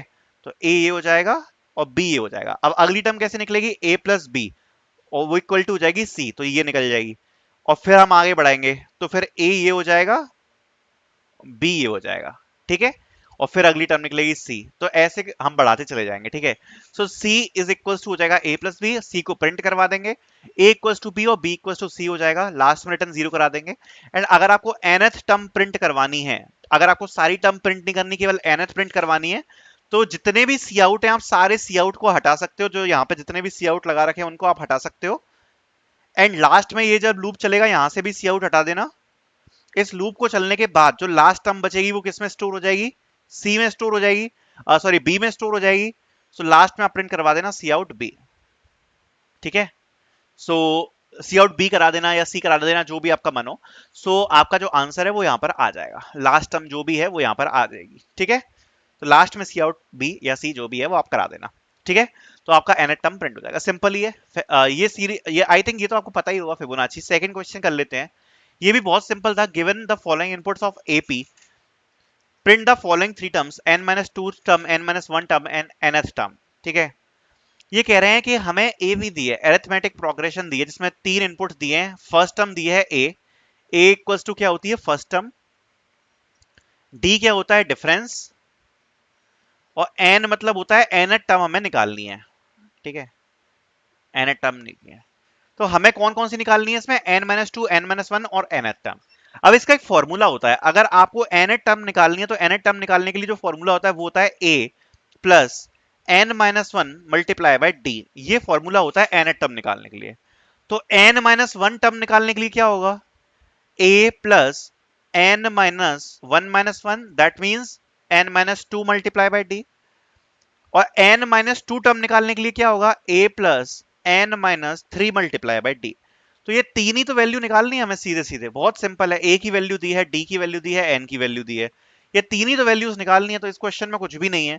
जैसे फॉर एग्जांपल पहले मैं आपको एपी एक्सप्लेन कर देता हूं। जैसे इनपुट में दिया है 2 3 5, सो a की वैल्यू क्या होगी 2, d की वैल्यू क्या होगी 3 और n की वैल्यू क्या होगी 5, ठीक है। तो 2 3 5 दिया है। फर्स्ट टर्म क्या हो गई 2, वैसे एपी कैसे निकलती वो मैं बता रहा हूं। फर्स्ट टर्म क्या है 2, एन मतलब फिफ्थ टर्म निकालनी है, कैसे निकालोगे आप, डिफरेंस दिया है तीन का, मतलब जो हर अगली टर्म होगी वो तीन के डिफरेंस पे होगी। तो अगली टर्म क्या होगी 5, फिर होगी 8, फिर होगी 11 और फिर उसके बाद होगी 14। तो अगर आप देख सकते हो तो यहाँ पर आप देख सकते हो आउटपुट आया है, वो क्या आया है, 14, 11 और 8, क्योंकि लास्ट थ्री टर्म्स निकालनी है ना हमें। ये होगी nth, ये हो गई n-1 और ये हो गई n-2। अगर इसको फॉर्मूले से निकालें तो हमारा फॉर्मूला क्या था, a plus n-1 d। a की वैल्यू क्या हो गई 2, प्लस n टर्म निकालनी है तो n मतलब कौन सी टर्म निकालनी है, फिफ्थ टर्म निकालनी है, तो n-1 क्या हो जाएगी 4, मल्टीप्लाई बाई d तो 3 हो गई। तो अगर आप फॉर्मूले से देखोगे तो क्या आ गई 14, मैच कर लो आप, 14 आ गई। इसी प्रकार से अगर आपको n-2 निकालनी है तो यहाँ पर 4 की जगह हो जाएगा 3, तो ये n-2 से यहाँ पर वैल्यू क्या आ जाएगी 11। ऐसे ही अगर n-1 से और n-2 निकालनी है तो यहाँ पर क्या हो जाएगा 2, तो ये क्या हो जाएगा 3 मल्टीप्लाई बाई 2 6 प्लस 2 तो ये हो जाएगा 8। सो n-2 टर्म क्या आ जाएगी 8। तो सिंपल सिंपल फॉर्मूले में नंबर्स पुट करने हैं और कुछ भी नहीं करना। तो सबसे पहले हमने इनपुट ले लिया a का, d का और n का, adn का इनपुट ले लिया। पहली टर्म कैसे निकलेगी, a plus n-3 multiply by D, अभी डिस्कस किया हमने, ये वाला फॉर्मूले से निकाल लेंगे टर्म वन। टर्म टू कैसे निकलेगी, a plus n-2 multiply by d, और थर्ड टर्म कैसे निकलेगी, a plus n-1 multiply by d. Last में टर्म वन, टर्म टू और टर्म थ्री तीनों को प्रिंट कर देंगे। I would say these are the easiest question which got asked by TCS. Also हमने शीट में, जैसे मैंने आपको बताया, मैंने ऑलरेडी ये दोनों ही question, question number 10, question number 17 आप देख सकते हो ऑलरेडी प्रोवाइड करवा रखे थे। बाकी प्रैक्टिस के लिए you can purchase our TCS immunity mock test series, यहाँ पर आपको लाइव टेस्ट भी मिल जाएंगे in which you can see your rankings, and ये टीसीएस के एक्चुअल एग्जाम जैसे ही होते हैं, so definitely you can prepare. Thank you so much for watching. Hi everyone, so इस वीडियो को स्टार्ट करते हैं एंड इस वीडियो में हम यहाँ सॉल्व करने वाले हैं 9 जुलाई के मॉर्निंग शिफ्ट के कोडिंग क्वेश्चंस को। और मैं आपको एक चीज़ बताना चाहता हूँ कि पता नहीं क्यों बट टीसीएस ने अपने क्वेश्चंस का लेवल बहुत ही ज़्यादा लो कर दिया है। उसका एक रीज़न हो सकता है कि शायद इनका कंपाइलर वर्क नहीं कर रहा है सही से, उस चक्कर में ये लोग बहुत ही ज़्यादा ईजी क्वेश्चंस दे रहे हैं जिसमें शायद ज़्यादा कॉम्प्लिकेटेड इनपुट भी ना हो और आउटपुट भी ना हो। I don't know the reason, but मैं जो देख रहा हूँ ना पिछले लास्ट कुछ सेशन से, जो डिफिकल्टी लेवल है कोडिंग क्वेश्चन का वो बहुत ही कम हो चुका है, जबकि जो ऑफ कैंपस का एग्जाम हुआ था उसमें बहुत डिफिकल्ट क्वेश्चन आए थे। और आप लोग पूछते हो ना कि मतलब क्वेश्चन में कैसे सॉल्व करा रहा हूँ, तो जो बच्चे बताते हैं एग्जैक्ट वही क्वेश्चन में सॉल्व कराता हूँ। यहाँ पर जो बच्चे ने बताया उसी हिसाब से मैं क्वेश्चन को सॉल्व करूंगा, और हो सकता है थोड़ा बहुत डिफरेंस हो बिकॉज मैंने खुद ने एग्जाम नहीं दिया है। जो बच्चे बता रहे हैं वो चीज मैं सॉल्व करा रहा हूँ, तो मैं खुद नहीं एग्जाम देता। बाकी जो दोनों क्वेश्चन पूछे गए थे, मुझे नहीं लगता कि इसके लिए लॉजिक भी एक्सप्लेन करने की जरूरत है, मैं सीधे कोड ही लिख दूंगा, बिकॉज ऐसा कुछ है नहीं इन क्वेश्चंस में कि बहुत ज्यादा कुछ एक्सप्लेन किया जाए, जो कि 9th की मॉर्निंग शिफ्ट को पूछे गए थे। सर पहले मैं आपको बताना चाहूंगा TCS NQT mock test series को बहुत सारे बच्चों ने कल भी टेस्ट दिया था, same response. The mock test were very very helpful for them. Practice coding sheets आपको यहाँ पर मिल जाती हैं। इसके अलावा you will be getting the actual exam based live test, multiple live test available हैं जिनको आप अटेम्प्ट कर सकते हो, and you can see your ranks के बाकी बच्चों के कंपैरिजन में आपकी क्या रैंक आ रही है, जिससे आपको इंप्रूव करने का मौका मिलेगा कि कौन से सेक्शन में आप अच्छा कर रहे हो, कौन से सेक्शन में बुरा कर रहे हो। इसके अलावा you will be getting the daily test for practice, जो अपडेटेड सिलेबस है वर्बल एबिलिटी का, वो भी यहाँ पर आपको मिल जाएगा। Multiple sets of passage recall, fill in the blanks यहाँ पर आपको मिल जाते हैं विद सॉल्यूशन। इसके अलावा you will be getting a lot of practice sets for practice. तो यहाँ पर अगर आप सपोज आप रीजनिंग को अगर आप प्रैक्टिस करना चाहते हो तो you will be getting all the topics for reasoning for practice, all the topics of quant for practice. And ये मॉक टेस्ट सीरीज का यूज करके you can practice for your TCS mock test and give your mock test actual exam after that, so you can prepare better. So link of the TCS NQT mock test series will be in the description. Start करते हैं। देखो पहला question क्या कह रहा है, बच्चे ने सीधे कमेंट किया है। First question, given a sorted array, print all the indices of the given target element, input one sorted array and target element, output the indices eight which the target element is present. ठीक है, एक sorted array दिया है और उस sorted array में हमें सारे इंडाइसेस प्रिंट करने हैं of the given target element. जो भी टारगेट एलिमेंट दिया है उसके हमें सारे के सारे इंडाइसेस यहाँ पर प्रिंट करने हैं। ठीक है, तो इसको स्टार्ट करते हैं क्वेश्चन को सॉल्व करना। पहली बात तो अगर सॉर्टेड एरे दिया है और टारगेट सारे के सारे प्रिंट करने हैं सारे के सारे एलिमेंट्स, अगर इसमें बाइनरी सर्च मेंशन होता, अब इसमें तो बताया नहीं कि बाइनरी सर्च से करना है, तो ये क्वेश्चन डिफिकल्ट हो जाता कि बाइनरी सर्च से ये क्वेश्चन किया है, क्योंकि ये सॉर्टेड एरे है तो हम कर सकते हैं। बट ये बिना बाइनरी सर्च के तो मेरे हिसाब से बहुत ही ज्यादा इजी क्वेश्चन हो जाएगा। इसमें तो कुछ भी ऐसा नहीं रहेगा कि मतलब बहुत कुछ टिपिकल हो जाए। ठीक है, तो सबसे पहले नंबर ऑफ इनपुट ले लेते हैं कि टोटल नंबर ऑफ एन है सपोज एलिमेंट्स। उसके बाद एक एरे बना लेते हैं अपन एन साइज का। ठीक है, एक ले लेते हैं टारगेट जो कि हमें फाइंड करना है। ठीक है, सबसे पहले हम एन का इनपुट ले लिया हमने। एन का इनपुट लेने के बाद अपना एरे का इनपुट करवा लेते हैं for i equals to 0, i is less than n and i plus plus. ठीक है, सबसे पहले पूरा का पूरा जो एरे है उसका हम यहाँ पर इनपुट ले रहे हैं। एरे का इनपुट लेने के बाद, ठीक है, एरे हमें पता है कि सॉर्टेड यहाँ पर जो एरे है वो होने वाला है। फिर हमें लेना है अपना टारगेट एलिमेंट का इनपुट, तो हमने सबसे पहले अपना टारगेट एलिमेंट का जो इनपुट है वो यहाँ पर हमने अपना ले लिया।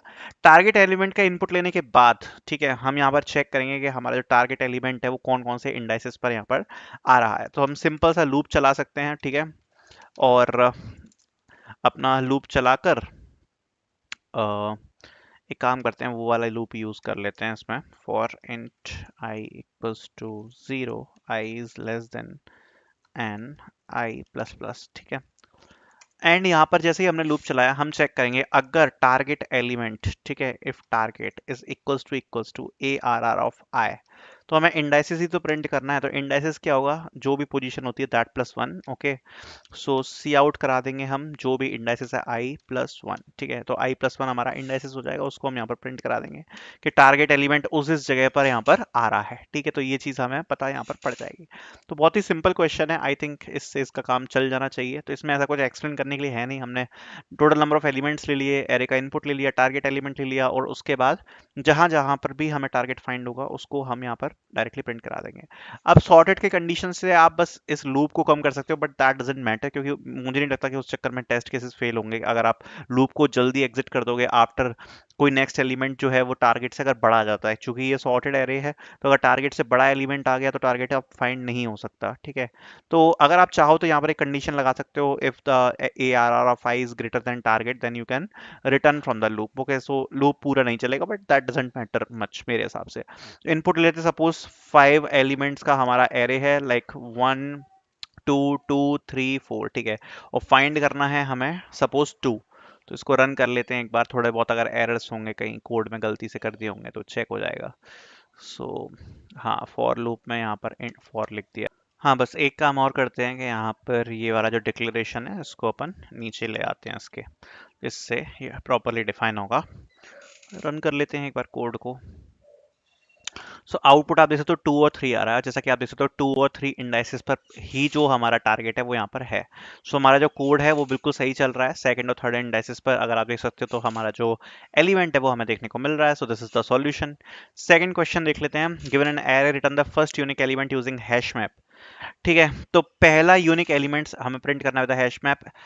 Input array with exactly one element occurring only once and other two times, n size of array elements which appears only once but also first time in the array, ठीक है। तो क्लियरली मेंशन है कि hash map से solve करना है ऐसे element को जो कि पूरे एरे में केवल एक ही बार आ रहा है और बाकी जो सारे एलिमेंट्स हैं वो दो बार आएंगे, ठीक है। तो इसमें भी अगर अपना देखें तो एरे का इनपुट तो रहेगा, तो एरे का इनपुट हमने यहाँ पर ले लिया। एरे का इनपुट लेने के बाद हमें क्या करना है, सबकी फ्रीक्वेंसी काउंट करनी पड़ेगी, ठीक है। हैश मैप से हमें बताना है कौन सा एक ऐसा एलिमेंट है जो केवल एक बार आ रहा है, ठीक है। सो फटाफट से स्टार्ट करते हैं। हमने हमारे जो एरे के एलिमेंट्स है वो आ गए। एक डिक्लेरेशन कर लेते हैं अपन एक हैश मैप की, ठीक है। एक हैश मैप यहाँ पर बना लेते हैं, अनऑर्डर्ड मैप, ठीक है। एंड यहाँ पर हम नंबर स्टोर करेंगे, यहाँ पर उसकी फ्रीक्वेंसी स्टोर करेंगे, इसका नाम लिख लेते हैं हम फ्रीक्वेंसी मैप, ठीक है। एंड फ्रीक्वेंसी अब हम बढ़ाते चले जाएंगे, ठीक है। एक लूप लगा लेते हैं, int i equals to 0, i is less than n i plus plus, ठीक है। और फ्रीक्वेंसी हम एलिमेंट की बढ़ाते जाएंगे इन द मैप, ठीक है। सो इस प्रकार से जो भी एलिमेंट आता जाएगा उसकी फ्रीक्वेंसी बढ़ जाएगी। तो हमारे पास जो मैप है वो रेडी है। अब मैप रेडी होने के बाद हमें क्या करना है, अपने लैप अपने मैप को हमें क्या करना है, इटरेट करना है। मैप को इटरेट करने के बाद हम चेक करेंगे अगर फ्रीक्वेंसी, ठीक है, अगर फ्रीक्वेंसी कितनी है, 1 है। अगर फ्रीक्वेंसी 1 है तो हमें क्या करना है, प्रिंट करा देना है, राइट। तो सी आउट हमारा एलिमेंट हो जाएगा, सो आई टी डॉट फर्स्ट, ठीक है। सो यहाँ पर हम फ्रीक्वेंसी यहाँ पर चेक करते चले जाएंगे सारे एलिमेंट्स की, और यहाँ पर हम यहाँ पर डायरेक्टली क्या करेंगे, उसको प्रिंट करवा देंगे एलिमेंट को, ठीक है। तो एक बार इसको रन करते हैं, हो सकता है थोड़ी बहुत सिंटेक्स मिस्टेक इसमें भी हो, ठीक है। काफी रफली कोड कर रहा हूँ मैं, इसलिए इस चक्कर में हो सकते हैं, ठीक है। तो एक एरे ले लेते हैं, 6 एलिमेंट्स के साथ है सपोज, इसमें सपोज 1 है जो 1 टाइम आ रहा है, उसके अलावा सारे एलिमेंट्स दो दो बार आ रहे हैं, ठीक है। तो अगर आप इसे तो 1 2 3 4 5 6 7, इनपुट हमारा 7 है, ठीक है। इसको रन करके देख लेते हैं एक बार, कोई सिंटेक्स एरर वगैरह तो नहीं है। हाँ, यहाँ पर कॉलन,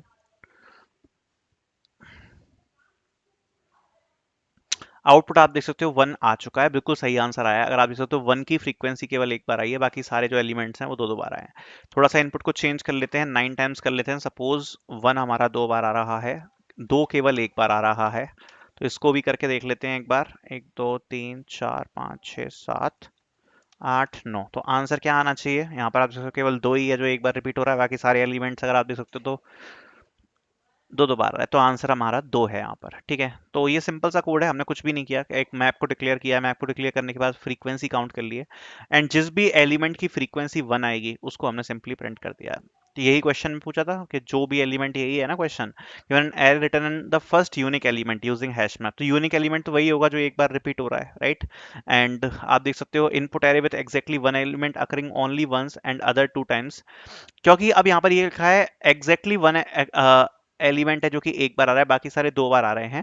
ठीक है, सो इसलिए हम ऐसे डायरेक्टली यूज कर सकते हैं क्योंकि एक ही एलिमेंट है जो एक बार आ रहा है। ठीक है, सो बट यहाँ पर ये भी मेंशन किया गया है, सारे एलिमेंट्स जो हैं वो सारे यहाँ पर जो हैं वो दो बार आ रहे हैं, इसलिए हम डायरेक्टली ऐसे यूज कर सकते हैं, ऐसे प्रिंट करवा सकते हैं।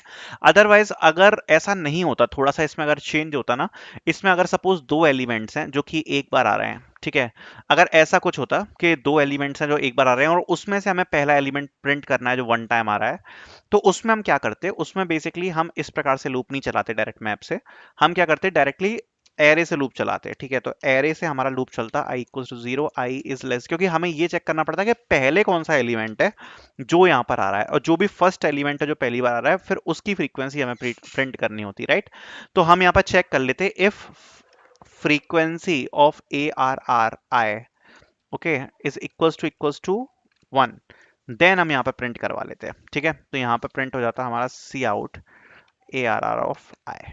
ठीक है, तो ये बस थोड़ा सा चेंजेस हमारे आ जाते हैं, अगर बाकी एलिमेंट्स भी अगर एक बार आ सकते हैं और हमें उसमें अगर फर्स्ट एलिमेंट जो भी है वो हमें प्रिंट करवाना है, तो यहाँ पर हम इस प्रकार से हमारे जो चेंजेस हैं वो यहाँ पर हमें देखने को मिलते हैं। और यहाँ पर जैसे ही हमारा प्रिंट होता उसके बाद हमें एक ब्रेक जरूर लगाना पड़ता कि भाई जो लूप है उससे अपन ब्रेक कर जाएं। ठीक है, अदरवाइज वो दोनों एलिमेंट्स को प्रिंट कर देगा। सो ये हमारा यहाँ पर छोटा सा लॉजिक और ऐड हो जाता, तो हमारा आंसर जो भी एक बार आ रहा है एलिमेंट, केवल वही हमारा जो आंसर है वो यहाँ पर होता। ठीक है, so this could be the second possible solution. Okay, so I hope you guys like this video, thank you so much for watching.